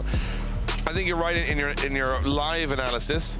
I think Kiely's cutting the course a little bit to stay with Shanahan. And Shanahan's shallow there. Yeah. Now watch this, as they come through here. This, for me, the last transition was just, Kiely definitely hit him, but not enough to upset Shanahan. Watch this from Kiely, just stays in it. Come on, come on. He didn't even break the bumper. No, flexed it. That is ridiculous. He's almost overtaking Shanahan. Where do we go from here in drifting if this is the kind of runs we're seeing? this is the best of the best.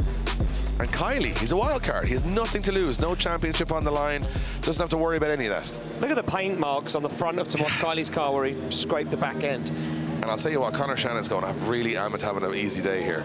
Everybody I'm going up against is on it. Now Conor Shannon's got to go up a notch again.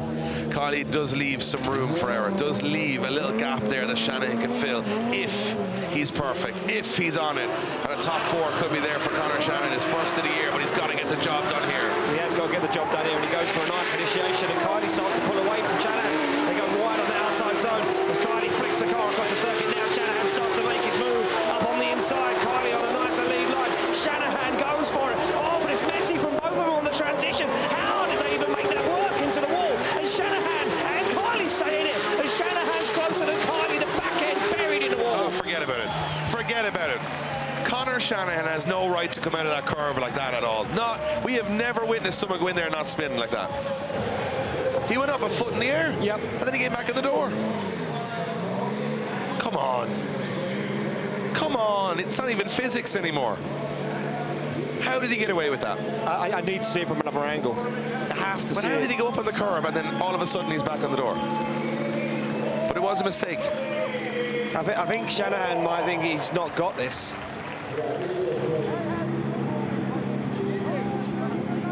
I have no idea.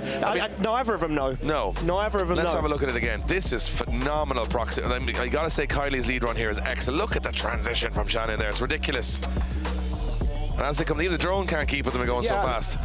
Now Kiely transitions here. This is where Shanahan gets it wrong. He transitions, gets a little understeer. Watch the front wheels. Goes too wide, goes up on the curb, and I think, oh, it's all over. And then boom, he's back on the door again. Oh, lead line. Okay, let's have a look at Kiely. Okay, he's decelerating in outer zone 5, and he's on the wrong line coming to outer zone 5. Okay, so does Conor Shannon's mistake come from Kiely being on the wrong line? That's the question. Well, we're about to find out. Judges have had a good look at it. Going through to the top 4 is Conor Shanahan gets the win, and you can see what it means to him. And I'll tell you what, looking at it on the replay again, it told another story, didn't it, Ian? Because Kiely's line from outer zone 4 to 5 wasn't good, and that's what caused the issue with Shanahan there. And I'm going to go quickly back to David. David, was it that little wobble from Tomas Kiely in the lead? Yeah, everything comes to the outer zone 5. We've been before very keen, and we're looking on the deceleration in that area where it is not allowed. And the line and also the handbrake at that moment was a big problem for us. We've been actually very surprised that Conor was capable of holding the car after jumping that curb and staying on the track. So very good work. I mean, I got to say, I was impressed. Yeah, I was impressed. I thought he was gone. And if he was gone, it might have been a fault of Tomas Kiely still. So we move it on. There is no rest here. We move on at a lightning speed in this championship as we move to a huge battle. You've got Duane McKeever. He needs the win here to claw points back against Lauri Heinonen. He could end up right on Lauri's tail at the end of the round, but he's got to go through Conor Falvey. Conor Falvey is the unknown entity. He's never been in a top 8 before. He's been fighting through Kvia. He's been fighting through everybody, and he's still in the game. Nothing to lose. Conor Falvey in bonus time here. McKeever, I think, has more pressure on his shoulders, but he's definitely got more experience, and this is going to be an uphill battle for Conor Falvey. It certainly is going to be an uphill battle for Conor Falvey, because he's got to sit alongside a man who's trying to win a championship, trying to hunt down a Finnish driver that's been on form, but now is out of competition. We come through the chicane, down through the gears, and McKeever wants this more than ever. He's never been this close to a championship before. Early initiation from Falvey, but it messes him up. Now he's miles away. Goes for an early transition. Now he finds himself on the back bumper, but he's going to wash away when he goes up on the curb and spins the car and lets McKeever drive away into this one. Yeah, big understeer. You can see he was trying to push as hard as he could. He couldn't catch McKeever through the first corner, and in the second corner he came off throttle enough that the back wheels started to overpower the front, and he lost it. And understeer, I mean, there's a big step in pace when you go up against Duane McKeever, and I think Conor Falvey found out all about it there. Yeah, he certainly did, Dave, and I think that was a lesson that Conor Falvey's going to take. Look at this, he goes for it. He goes early on the initiation. I think he needed to leave it a little bit later and come in with a little bit more pace and stay with McKeever. And that would have helped him with that momentum, because it put him on the wrong line. And look where he is. He transitions way, way, way too early. Look, here he goes. Boom. And once he's on that, yeah, he starts to wash. Catches understeer. Look, the front wheels understeering massively.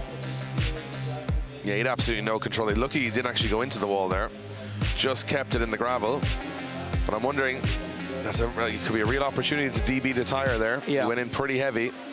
We'll keep you updated, but McKeever, he's not even going to know what's happening. Duane McKeever's like, here we go. Just doing his thing. Yep, I'm off to the shops. Just going to finish the run now. And, oh, the other guy's in the gravel. That's convenient.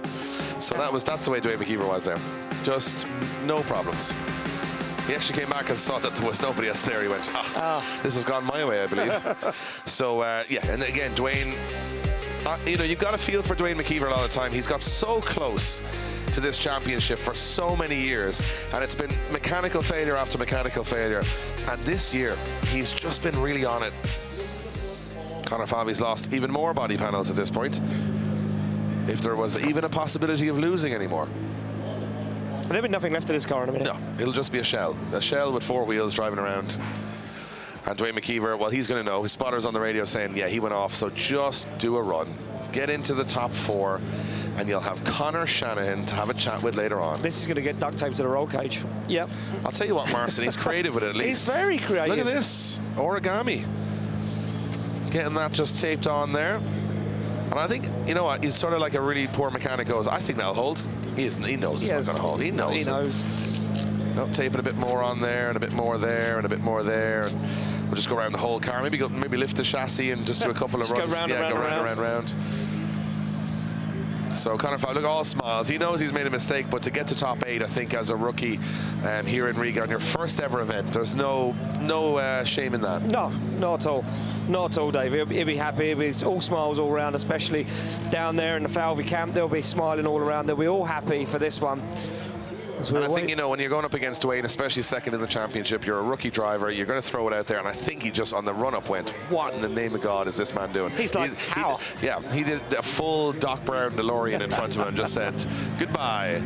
So, Conor Falvey's car now, 40% tape, 60% Nissan. As we get Duane McKeever is lining up, he's like, yeah, no problem. I'll just do a safe little run. But well, it's Duane McKeever at the same time. Is there calming the man down? As he should be calm. Conor Falvey will be in the lead position. Duane McKeever should be a formality for McKeever here. But we're going to have some fun and watch these 2 Irish drivers fire into that first corner. Falvey, again, showing why he got that 93 in qualifying. Good lead run. Yeah, very nice lead run from Falvey. As he keeps it away from the curve this time, shallow on outside zone 4, flicks the car across the circuit. This one is just bonus time. He's having fun right now as he gets it into the outside zone. McKeever's going to stick it to the door and just say, hey buddy, we had some fun. Next time though. And McKeever, job done. Yeah. Job done. Came here this weekend to get a podium. He would have looked at the bonus of Lauri Heinonen going out in the top 16 and said, excuse me, where is he now? He's not in? So if I go and win this, not only am I King of Riga, but I'm also probably on the tail in the championship. And we'll look at those championship standings at the end. I think they're going to get very close. McKeever will exit the car. Conor Falvey, what a weekend. He's climbed from not qualifying at round 1 all the way consistently up to top 8 at round 4. But he goes out to what I would consider to be one of the best in the business, Duane McKeever. And you can see the McKeever crew there just having a little sip of beer going, oh, nerves are shot there for a while. And I think Duane McKeever does the smart thing here. He doesn't push too hard. This is just a parade lap for Duane McKeever, just saying don't make any major mistakes. Just stay enough in the battle that it's not in an active chase. And he did exactly that. He won't get it as easy with Conor Shanahan, I believe. No. So we now know 3 of the top 4. So we know Conor Shanahan will go against Duane McKeever in one semi-final. We know that James Deane is already in the top 4. So the second and third in the championship are in the top 4. And I mean, we're just going to make this one official, I'd imagine. I mean, it'd be hard to argue the other way. Yeah. Here we go. Duane McKeever gets the win and goes through to the top 4 against Conor Shanahan. And that leaves us with one top 8 battle remaining, which is Paweł Korpuliński against Mika Keski-Korpi. With either driver getting to the top 4, they would have finished higher than they've ever finished in the championship this year before. Or Paweł Korpuliński has tasted a podium before, Keski-Korpi has not. And remember, that if you do get through this battle, because there's a 3rd and 4th place battle in the final, you get 2 shots at the podium. So this is always the most stressful one, because 32 and getting through is fun. But if you're 1 away from 2 shots at the podium, that's when it hurts, when you lose there. Yeah. So Korpuliński and Keski-Korpi, and it's got to be said, have had a little bit of luck on both sides today, but now they've got to transfer that into form, because after this, whoever wins goes up against James Deane, and these guys have to sort their stuff out now. They have to be on it. Let's go. Here we are. Paweł Korpuliński in the lead position. Keski-Korpi in the chase. It's for a spot in the top 4 here at Riga. Yeah, there we go. Through, down. You look at Paweł Korpuliński as he flicks that car in. But look at Keski-Korpi, no messing around. Stays with him. They go nice and wide. Look for the transition. Keski-Korpi goes for it. He's on absolute bonus side right now. He's never been here before, and now he wants the podium. Absolutely throwing it down alongside Paweł Korpuliński. Gets the transition time perfectly. Korpuliński hasn't looked this strong all weekend, and now he looks like he's in the zone. I'll tell you what, Paweł Korpuliński has been a little bit sketchy today, but that was absolutely perfect. Yeah. Masterclass in the lead position. He hasn't looked that good all day. Maybe just needed to, now it matters. Now it matters. You know, he wasn't happy with how he took his win earlier in the competition. Now he's on it. That was a hell of a run. Look at that, right to the edge of the circuit for Korpuliński. It's perfect. Keski-Korpi, I think, does a really good job here, but doesn't do anything. There's no X factor. No. Close transition there was pretty good. I still think Mika suffers on this transition. Yeah. He handbrakes one way and then handbrakes the other way, which slows that momentum. He just doesn't get up on the door soon. But he does later in the run. Gotta give it to him. I'm telling you what, I would have kind of looked at Korpuliński going, I'm not sure. After that run, I was thinking that when he's a contender. When you were ready to send that battle off the line, I thought, I don't know, you know. Yeah. Korpuliński hasn't looked good all weekend. He looks strong right now. What can he do in the chase position, though? Mika Keski-Korpi has been laying down some real nice lead lines, and he will lead out Paweł Korpuliński for a spot in the final 4 awaits. Grade 8, the highest that Keski-Korpi has ever reached in competition. Now goes for it, flicks that car across the track. Korpuliński now loses some ground, but Keski-Korpi's out at that outside zone. Goes back for 2. Korpuliński on the inside as Keski-Korpi just about puts the wheel to the edge of the box. And look at that from Korpuliński. He's right with him, right on the back bumper. It dives through the smoke. Keski-Korpi, wide angle, big angle as he fires into that final outside zone. Keski-Korpi, Korpuliński, door to door. Well, where was that Paweł Korpuliński all day? Because I think he was in the paddock. I think he just said, you know what, it's time to just turn it up a little bit, and he did. I would be very surprised if we see this go to the left, but I'll tell you what, if Korpuliński moves through against James Deane has a battle on his hands. Korpuliński getting better run by run, and sometimes it's better to get run by run better than falling apart when it gets to the business time. And the Finnish fans, well, I'm not sure which way this one's going to go, but I feel like it might not be the happiest of times for the Finnish fans. They've had a phenomenal home event. Let's have a quick look at this one again. Keski-Korpi just, you know, the line was good, but not amazing. A little bit of wobbling there from Korpuliński, which I didn't see in the first run. Not a wobble, but a little bit lack of angle. Altogether, quite a very respectable run from both drivers. Nothing majorly. Nothing. There was no X factor in them. That was a problem. No, it was just a really good run. Yeah. So, to me, Korpuliński with the better proximity, and I would say with the better lead run. That's where I'm looking at. I could be wrong, because I've been wrong at least 7 times before. Here we go. Spot in the top 4 up for grabs. Last spot in the top 4. Paweł Korpuliński gets the win and goes through, but I think Mika Keski-Korpi will be happy with that top 8 finish. That's a real big progression for him. And Korpuliński's into the semi-finals. And the Polish fans are like, we're back. We're back. We're back. We're still in it. We're still in it. There's a bunch of Irish and 1 Polish in the semi-finals. And Korpuliński's all smiles now. He wasn't all smiles before. Didn't want to win the way he won in the past. And here comes James Deane to make it official in his battle. I'm going to say he's a massive favourite in this one, because a taste of that is still in the paddock. I like what you did there, Dave. Oh, I bet on this one. Yeah? Yeah, I think James Deane has a good chance. Good chance. On this one. You never know.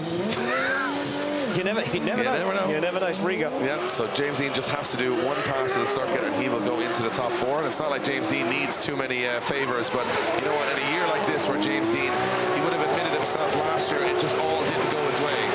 This this year, the stars are aligning for James Deane. He's got 2 shots at the podium, and that would be 13 podiums in a row, and I don't know if anyone's ever done that before. Remember Will again? James Deane, look at that, he's just effortless. He makes it look too easy. You almost switch off and go, there's no question he's just going to get through this track. That is a testament to how good he is. Yeah. But that top 4 battle with Paweł Korpuliński will not be an easy one. No, and I'm guessing that they would have just watched that. They would have just watched that battle and said, is he? Is he good, or is he still being sketchy? I'm going to go out there and say that James Deane will be in Hungary from this point on. You reckon? Yeah. James Deane gets the win and goes through to the top 4, gets 2 shots at the podium, and that's where he wants to be. And I feel, if you look at Duane McKeever, now the pressure's on James Deane and Duane McKeever, because they're 2nd and 3rd in the championship. One outdoing the other changes the order a little bit, and Lauri Heinonen is sitting in the pits going, they're catching me, and I can do nothing about it.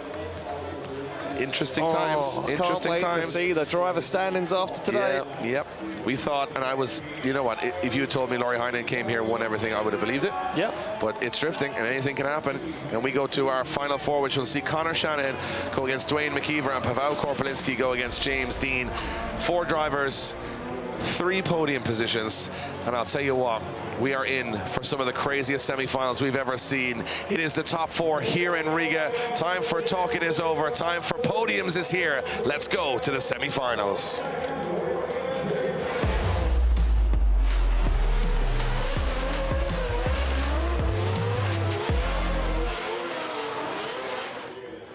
The sun is setting here in Riga, and we are set for our semi-finals. 4 drivers remain from 48 that started this weekend. 3 are Irish, 1 is Polish, and there's 3 steps on the podium. Not only is the championship points very much on the line for Duane McKeever and for James Deane on either sides, the King of Riga crown is also on the line.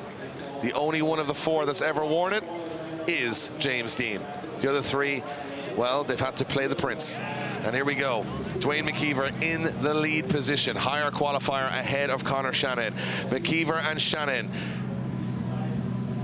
And Shanahan comes in as the defending champion. McKeever wants to be the champion. Well, in order to be the best, you've got to beat the best, and that's what McKeever's got to do now. He's got to take down Conor Shanahan, but Conor Shanahan has had a rotten year by his standards. He wants to be King of Riga. He wants to get back up on the podium, and here we go. Here we go, look at this. Shanahan straight to the back bumper, that 180SX of Duane McKeever as he fires into that first outside zone. No separation this time, as the pace is absolutely matched. And Shanahan now dives up onto the inside, looks for the door, comes through the smoke, takes the back bumper off of McKeever's 180, hits him up the back end again, pushes him out of the outside zone, dives onto the door, and Shanahan's a man possessed. This is ridiculous. This was ridiculous driving. McKeever took the punt and just said, grand, let's go. There was a moment there where Duane McKeever could have spun that car. Easily. And easily won this battle, and he stayed in it honest. Because that was a heavy hit from Shanahan. It was a real punt, punt. The crowd are going bananas. We're going bananas. I might even need a banana at the end of this for a bit of energy, because I'll tell you what, we have poured our souls into this weekend, from fans to drivers to teams, all in the name of bettering the sport. And boy, are these guys delivering. Look at this. Beautiful stuff from Shanahan in the chase. Incredible lead line from Duane McKeever as well. You got to hand it to him. That was so textbook. You know, and it was exactly what the judges want to see. Look at that. Bam. Takes the back bumper off. It's just a little rub.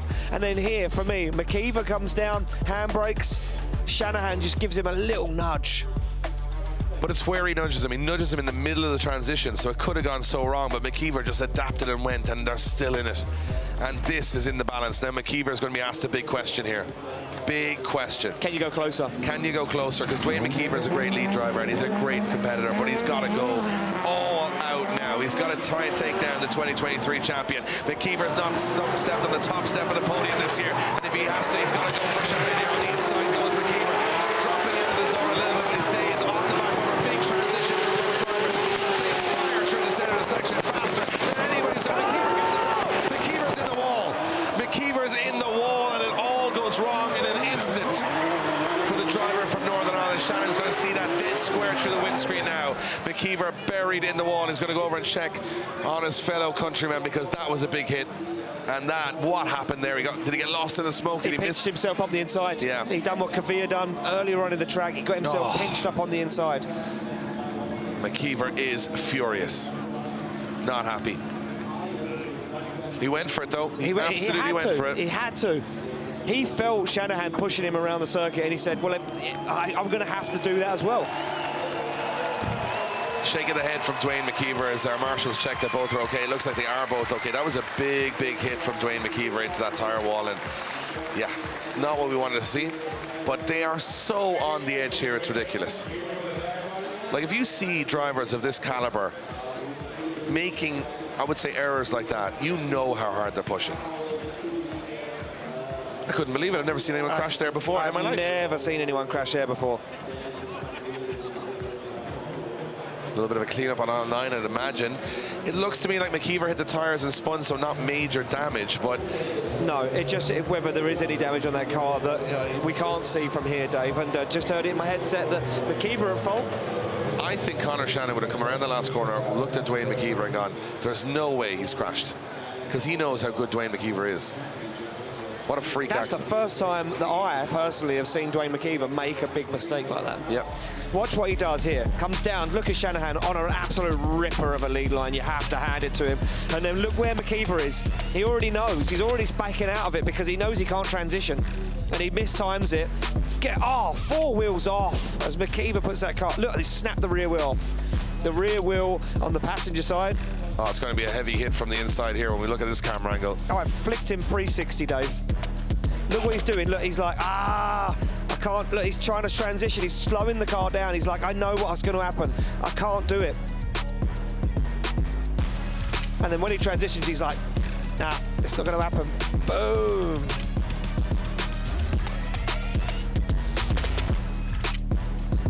And he just sits there, dejected, of course. Get another angle of it here. Yeah, he just gets pinched on the inside, just stays in it too long. Yeah. Oh. Big hit from McKeever. And that rear wheel's completely broken off. That said, the momentum looked to have spread around that 180, so maybe no major chassis damage. But Conor Shanahan, I mean, he's been through the wars today, Conor Shanahan, and it looks like he could very well go to the final. And it is official. Conor Shanahan is a guaranteed podium in Riga as he gets back to business after a poor first 3 rounds by his standard.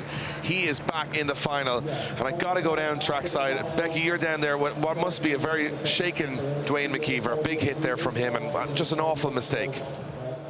Yes, absolutely, Dave. Duane, obviously, are you okay? That was a big hit. I'm 100%. I'm just emotionally hurt by the car at the minute. Can you tell us what happened? I mean, we could see you following him into outer zone 5 there, and it looked as though as the transition happened, the car just washed a little bit. Was it the tires, or was it just, you tell us? I just sort of learned this weekend that just you sort of try and follow the car and not get caught in the smoke.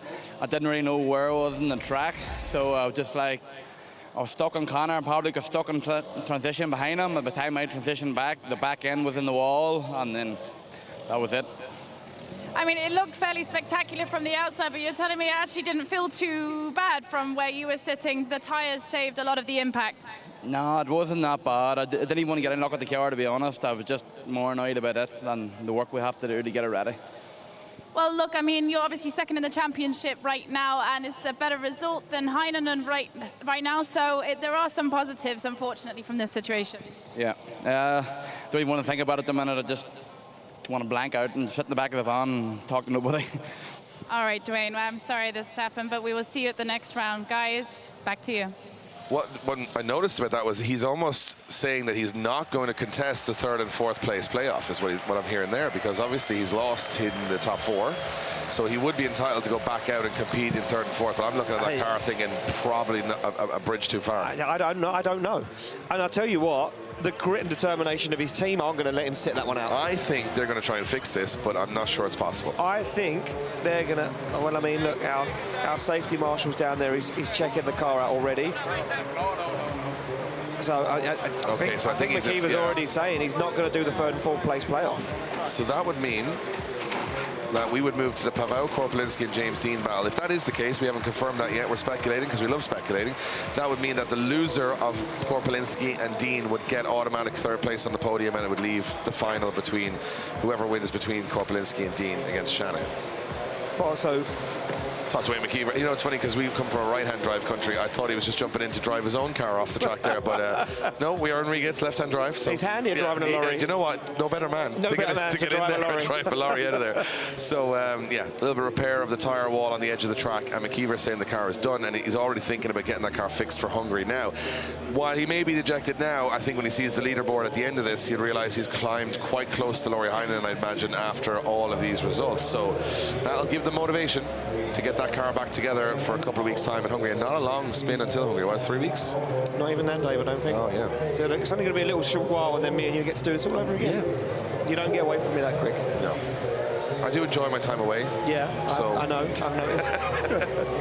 But look, I mean, look, you can talk all day you want about decisions and who should do what, but you got to say that when you watch this championship this year, it's so unpredictable that as a neutral, it is very entertaining and very...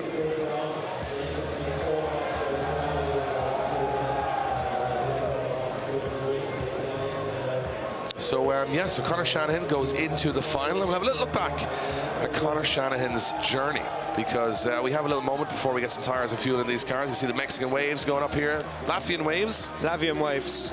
As they are all sitting here, and here we go. We can see it here. Conor Shanahan against Yves Meyer. Meyer doing a good job, I think, in this battle, just growing in confidence. Then it was an absolute heavyweight encounter between Zalewski. I really thought this was going to be 2 GT86s in the bin at the end, but in the end, it looks like it was Zalewski's over-rotation that allowed Shanahan go through. And then Tomas, Kiely, 2 very good friends from Ireland. Shanahan somehow goes up on the curb, transitions and get back on it, but Kiely deemed at fault for the line, leading Shanahan to that point, which, you know, actually funny when you think about it. Jack Shanahan eliminated for the same reason that Conor Shanahan was rewarded. So, and then this just happened moments ago. McKeever goes in the wall, lost in the smoke, didn't really know where he was in the track, Ian, and big mistake. And an easy one to make as well. You get caught up on the inside, and Duane said it himself, you know, you get lost on the track, you try and stay as close as possible, you stay out of the smoke. And I think that's a key point there for Duane of what he said. He's staying out of the smoke, so he's staying as close as he can to Conor. Conor's obviously leaving that transition as late as possible to try and upset Duane's chase. And it did. It put Duane way off line, way off of where he's used to transitioning, and ended up putting himself into the wall. So there we go. We go back down to the back end of the circuit. We can see Paweł Korpuliński warming up the tyres on the back of that S14A. He pulls alongside a man. They're ready to go here. Who wants another podium? Well, Deane is 1 battle away from history. 13 podiums in a row. Could be this year's King of Riga, but you'd have to beat Conor Shanahan. But I'm going to tell you right now, Paweł Korpuliński is not going to put this anywhere else other than a fight. No, he's not. He's going to come out swinging here, but the people that have been coming out swinging seem to be the guys that sometimes don't make it through. Absolutely. Well, James Deane puts the car into gear. He's the higher qualifier. He's going to be in the lead position. He's been to the final many times here in Riga before. But Korpuliński, well, what a name he could make for himself here if he takes down Deane in the semi-final. We know Conor Shanahan's in the final. Who will join him? We're about to find out. 2 runs of the fastest track of the year will decide it as Deane fires in. And look at Korpuliński all over him. Oh, he's absolutely good to him. Through the transition, through the smoky gun. Korpuliński not letting James Deane get away. Deane shallow on the outside zone. Now he goes wide to the curb. Korpuliński still there. Deane can't shake the Polish driver as Korpuliński takes a chunk out the side, takes a bite out of James Deane's door. Oh, hold the phone. Wow. Where has he been all day? Korpuliński, what time is it? Dinner time? What did he have for dinner? I don't think he's eaten. He's rushing around trying to get some food. I'll tell you what, he threw... Oh, look at this. And he's trying to push James Deane back up the track. I'm going to analyze this one for you. Deane, great initiation, but Korpuliński is all over him on the initiation. And watch this uncharacteristic mistake, I think, from James Deane, missing outer zone 4. Transitions back as they come through. Look at Korpuliński right there. Deane goes to the edge track. Now, this is an interesting one. Gets the inner zone. And watch Deane's rear wheels. Misses the outer zone, and Korpuliński fires down the inside on shallow angle. Transitions. Deane good again here. And as they transition back, Korpuliński takes his moment. Doesn't overjump there. No. Calculated. And then gets up on the door. And look at this.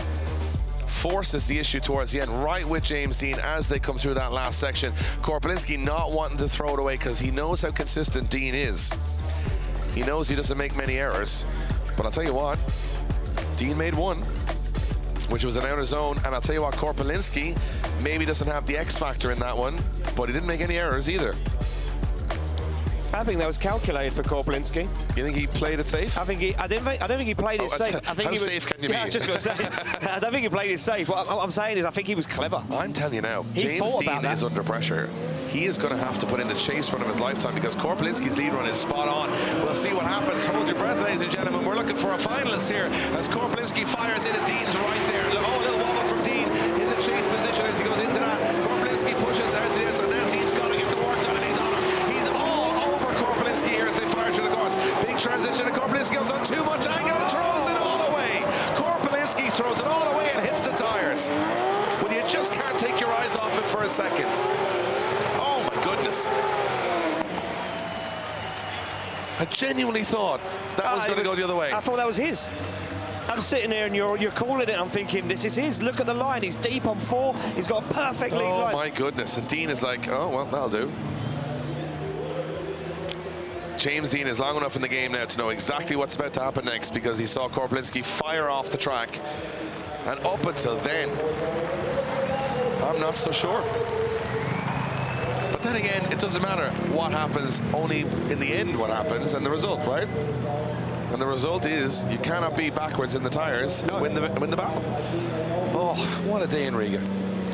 I think we should stop coming here. It's too much for my heart. We need to get to safer tracks, slower tracks. Oh, James Deane gets out and you can see Paweł Korpuliński. It's like, I don't know what I did. I don't know what I did. I went way off the track. I'm so sorry. Up until here, I was kind of going, do you know what?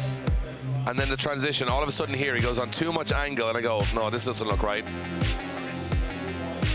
And he's way too wide. Oh my goodness, 4 wheels off the ground, bounces up over the curbs, and then he's like, oh no, boom, into the door. And I'll tell you what,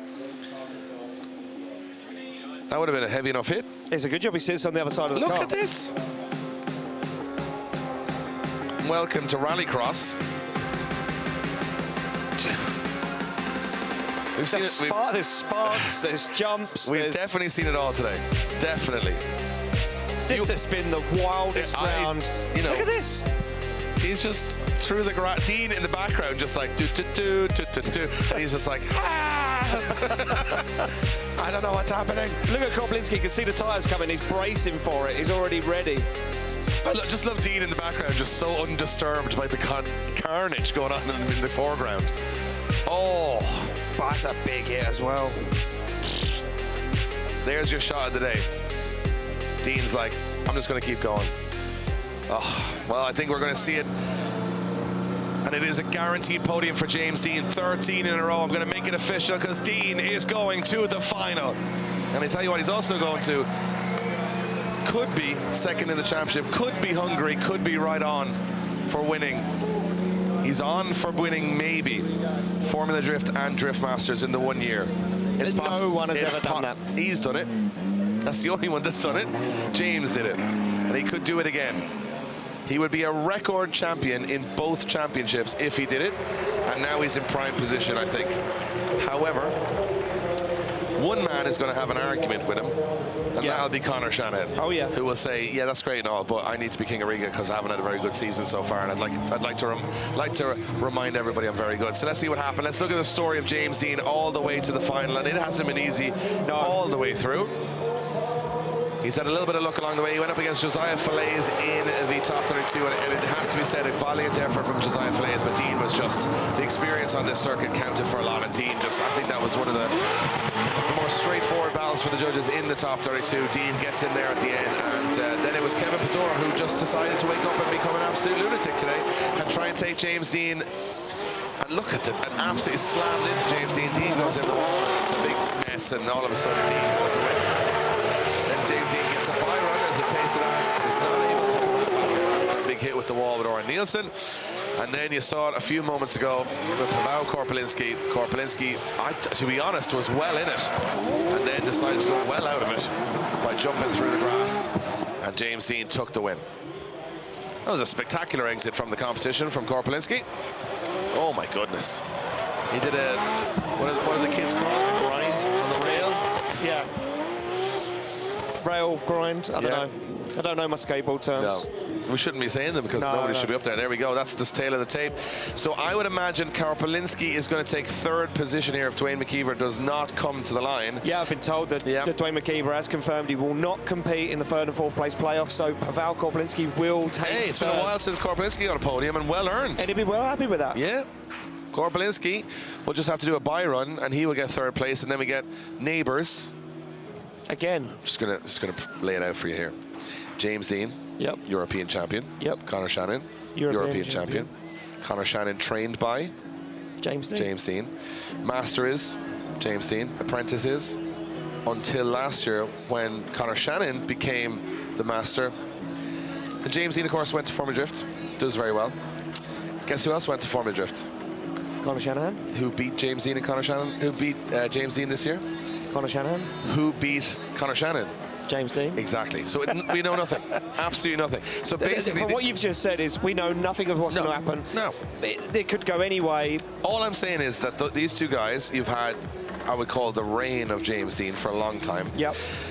Conor Shanahan sort of stepped in, beat James Deane in his first ever Drift Masters event. Conor Shanahan, that fateful night back in years ago? Yeah, 2018. And from there, that's, I would say, sparked and ignited Conor Shanahan's career to where he is now. He's followed James Deane to the USA, and he's also followed in his footsteps by winning, Ireland multiple times and then going to Europe. But now, I have a feeling that James Deane and Conor Shanahan are a little bit closer in terms of their level and ability than they've ever been before. And the machinery. Pardon the pun. So, this is going to be a bit of a grudge match, I think, between Conor Shanahan and James Deane. Now, they get on very well behind the scenes, good friends, but they've met each other numerous times this year, and as far as I can tell, it's pretty even Stevens in terms of results. In fact, I think they've met each other twice this year, not in this championship, and I think it's one apiece. So this could be the settler. And of course, Conor Shanahan, well, his brother's won the crown. The guy he's going up against in the final has won the crown. Guess who hasn't won the crown? Conor Shanahan. Conor Shanahan. So he's got a little bit of hunger there. So the fans are having a great time here in Riga. It's been an amazing weekend. We've had so much fun here. Unbelievable. And you know what? The weather held out for us. Oh, yeah. We thought we might get a drop of rain. We didn't. And then it's just been, blue skies, fun, great driving, crashes, thrills, sprills, unpredictability, everything you would want to watch in a drift event. From the moments of chaos to the moments of brilliance. We got it all start to finish. And I think you've got to, regardless of your favoritism towards one driver or your opinion of judges or, the usual, I would say, dribble that people go on with, that it's very dull. You talk about judging. You've just got to stand back and say, if you sat down today and watched Drift Masters in 2018 and look at this event today, you could put them side by side and say, look how far we've come. Yes, incredible. 100%. So championship standings, we might have a quick look at that. Are we going to have a look? Already? Might have a look. Oh. That's as it stands right now. That's how it stands right now. Right now. So this is after qualifying. This is the standings after qualifying. So this will be totally changed in about 15 minutes time. Yeah. So if I'm not mistaken, Deane is going to gain points on McKeever. Would gain a lot if he won, and he could leapfrog Duane McKeever maybe. Lauri Heinonen, and I don't know where Duane and Lauri is lying now, because Lauri went out top 16 and Duane went out in the top 4. So that's a big change of pace. Could McKeever even be leading the championship? I don't know. Do I look like a mathematician to you, Ian? I think McKeever could be leading it, James could be second. And Lauri in third? Oh! Well, stay tuned, folks, because the mathematicians, there are 70 people working on those maths. It's like NASA right now. And I'm no mathematician. Fact. Facts. True facts. So that's how I just roughly think. Look at this guy, having a great time. There you go. Oh, look at that. Pikachu, having a great time. That's what happens when you get too lazy to clap. You just do the hat. So we are going to head towards the final here in Riga. Hope you guys are ready, because you're going to need to be. Edge of your seat stuff. Shanahan versus Deane. Let's settle it on track.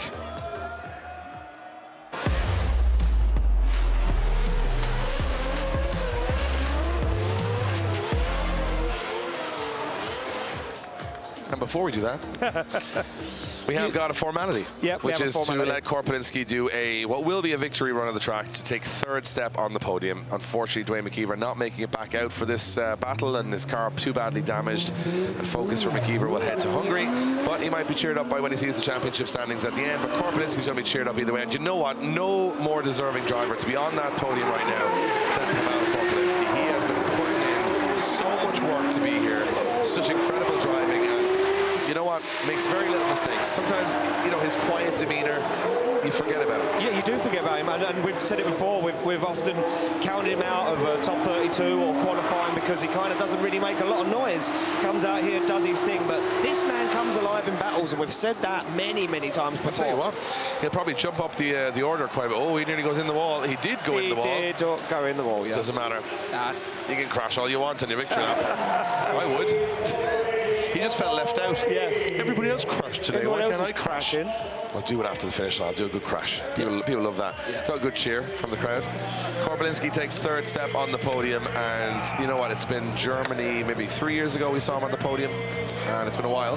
But great to see him back up there again. I think, you know, he's going to creep into the business end of the championship too. A lot of championship points for taking third step. We're going to show a replay. We're going to show the replay of him spinning into the barrier. Yeah, making a mistake. Yeah, there you go. Which is fair enough. The headlight falls out of the car, and then it's not a crash, it's a bump. He meant to do it. Yeah, he meant to do it.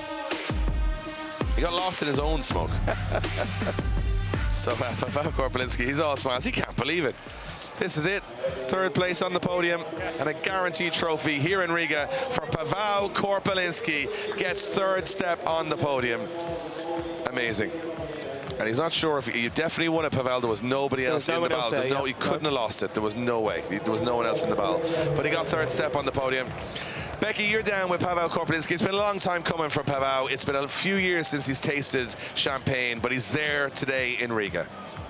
Absolutely, Dave. An amazing result for you here, Paweł. You've taken third place at round 4 of the Drift Masters Championship, but it's been a hard road. Tell us what your weekend has been like for you. Oh my God, it was a difficult one, definitely. But yeah, on the other side, the luck was on our side today, I have to say that. It was a great battle against Mika in top 8, and then a good half of a battle against James in top 4.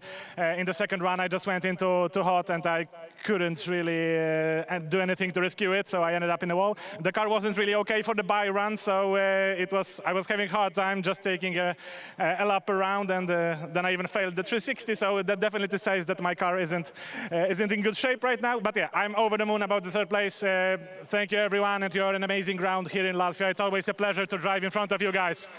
Huge applause to you. Congratulations, and we'll see you on the podium, Paweł. Thank you very much. There you go, happy days, all smiles. Happy Polish people in the crowd as well. Polish fans very happy. And I'll tell you what, we have Paweł Korpuliński on the podium, but which is going to be the placement for first and second? Who will be king of Riga? Well, you don't have to wait anymore, folks, because we are about to find out. Deane and Shanahan go head-to-head right now.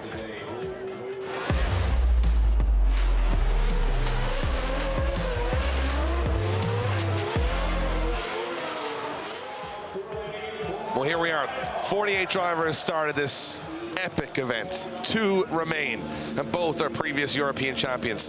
One, the current and reigning 2023 champion in Conor Shanahan. He goes up against his neighbor, the winningest and most successful driver in the history of drifting. And now Deane can smell another championship if he gets the points here. Deane will be all smiles with Conor Shanahan, but I'll tell you what, they know how good each other are. They know the talent that's sitting beside their door right now, and all it takes is 2 runs. Who will be your 2024 King of Riga? Here we go. Deane to lead out Shanahan as they fire through. Look at this, Deane on it, absolutely glued to the outside line, but Shanahan so far on the inside, you can barely see that GT86. Now Shanahan transitions, puts it into the pocket. Deane on a flyer of a lead line, dials it in for outside zone 5, back once again. Shanahan almost makes contact, backs out of it, now puts himself right into the groove, onto the door, across the line. That's ridiculous driving. That is absolutely ridiculous. Perfect in the lead, perfect in the chase. Oh, there are no words for how good this sport has got over the years. And these two, pioneers of it, are now showing why you sit there and wait for these finals, because sometimes they don't deliver, but boy is this one delivering. Shanahan threw the kitchen sink at Deane on that first corner. You couldn't even see Shanahan on the transition at one point. Oh, and he tagged the back end of Deane's car on the transition. You couldn't even see him, he was that close.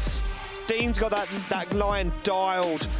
They fired through, and Shanahan was just timing those transitions absolutely perfectly. this for me. Look at it. A little stall up from Shanahan, but then he was back into it. And but I think it's the part of the track that everyone's throwing it away, so it's worth the little stall up if you can get it back on the door, and he did. Oh, and he's just flirting with the side of Deane's car. Look at that, big clutch kicks, on and off the throttle, dials on the angle. Textbook. What does Deane do now? And I'm telling you right now, a safe, calculated James Deane run is not going to win this. No, it isn't. This is going to have to be everything he's got. As Shannon comes off the line, it's the last run of the weekend. Shannon's laser focus. Deane is coming for blood as they fire in at 100. Deane is on the inside of the track, but he's got proximity.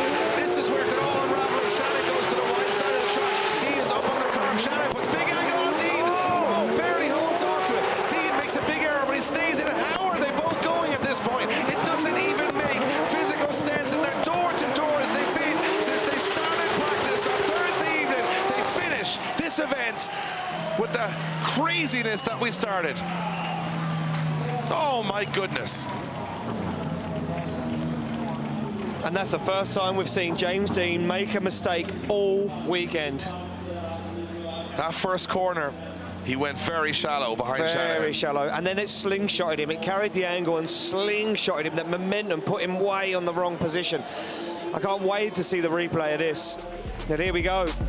Shanahan is glued to that outside zone. The transition from Deane was textbook, but he was out of that zone. And now look at the line he takes. Watch as Deane comes through. Shanahan is absolutely flying, but look at Deane. He has to carry more angle. He's going to make contact with Shanahan. I think he hits the curb. I think the rear wheel just touches the curb. Yeah, he has to dial on the angle because otherwise he's going to hit Conor. That's the problem. But he knows he's coming in so hot. He's like, I've got to get out of it. He's up on the curb. Down he comes. And there we go. That opens the door for Shanahan. He starts to pull away. Edge of your seat stuff. Look at that. Yeah, look at Deane. Deane goes way up on the curb, and that's the mistake. Is it enough to cost him the final? And is it enough to put Conor Shanahan back on the top step of the podium? And if Conor Shanahan wins this, it means it'll be a Shanahan, King of Riga, year by year. But even if he doesn't win, James Deane will still have done 13 podiums in a row. So is there a winner, is there a loser? Who knows? I mean, there's definitely going to be a winner and a loser, but in the grand scheme of things, Deane has got the championship points. Conor Shanahan gets back on form, which he said he's been struggling to do this year. But he's definitely found his form today. And look what it means to Conor Shanahan in the car. Here we go. Decision starts to drop in. Both guys smiling. Yeah, big smiles all around. I think Deane's done what he wanted to do. It was get the championship points and get himself that 13th podium in a row. And Conor Shanahan said he hasn't been able to prove himself in Europe this year. Well, as he proved himself today, will Jack Shanahan take it last year and Conor Shanahan take it this year? We don't know, but we're leaning that way because we've watched what you guys watched, and we're feeling it here in the tower that might be the way it goes. There's not a straight car in the paddock right now after this weekend. And the 2024 King of Riga is Conor Shanahan. Conor Shanahan is 2024 King of Riga. After a disastrous 3 rounds defending his championship, he's back on top step of the podium, and the championship fight is blown wide open. Well, we would never have predicted that at the beginning of the weekend. We thought Lauri Heinonen was the man to beat. We thought that Duane McKeever was going to get the job done. But out of nowhere, this event, this weekend, this championship, we get another winner on the podium. Another round, another winner, and Conor Shanahan back on form. 4 rounds, 4 different winners, wild cards coming in and taking podiums, crashes, thrills, spills, some of the best chase driving I've ever seen in my life, some of the closest transitions I've ever seen in my life. Riga has delivered once again, and so has this championship. Becky, you are with our 2024 King of Riga. Yes, Dave, an amazing pullback from Conor Shanahan here to fight all the way to the top spot here in Riga. Conor, it's been a difficult year for you so far. This must mean the world to you. Yeah, 100%. I pushed hard today. I kind of was, just honestly not feeling myself, but then it just started to come together and I was starting to push. I was quite happy with my chase driving towards the end, and never count me out. First round the car works, I'm back on top, so it doesn't change anything. I wish we had the start to defend this championship, but it's good enough to know that we're back to beat the best when the car is working, so I'm just happy. I dedicate this to my team. They've worked incredibly hard, DBM Engineering and Almighty Shanahan's team, my brother Jack building an amazing car as always, and we've struggled a little bit, but we've learned a lot as a team, and I can't thank my incredible partners for making everything possible. it's been a fun day. It's nice to be back where I belong, and you know, it's enjoyable to know you have so many car problems, you knock yourself down and you're thinking, am I really that good anymore? So to bounce back and share another final with James, you know, we were just saying on the starting line, we've shared 2 finals this year in the other side of the world, you know, in America and in Drift Masters. I'm a happy boy right now.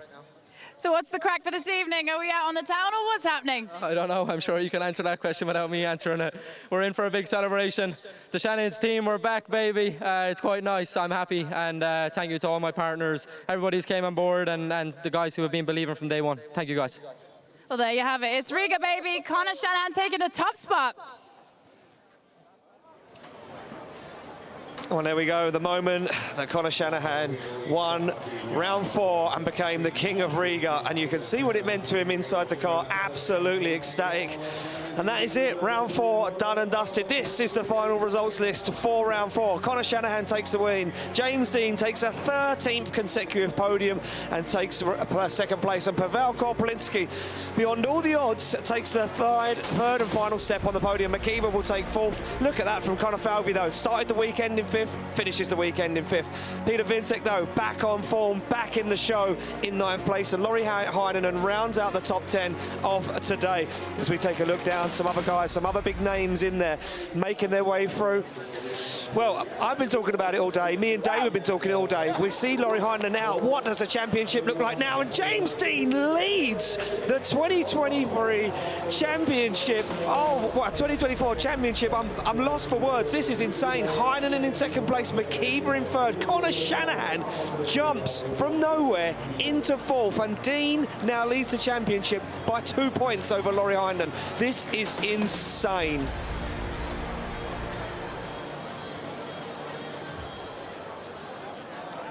So there we go, celebrations all round for the Shanahan team as they get a warm welcome and a warm round of applause from all of them.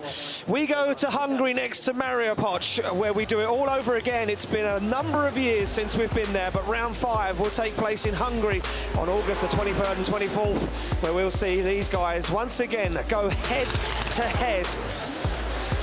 Who will be crowned the King of Hungary? Who will take it through? Can Lauri Heinonen regain some of those lost points? And by the sounds of it, James Deane, well, he'll be making his way there because now he leads 2 championships on 2 parts of the world. From me, from Dave, from Becky down on the ground, from everyone here at Drift Masters Round 4 in Riga, we will see you soon and goodbye.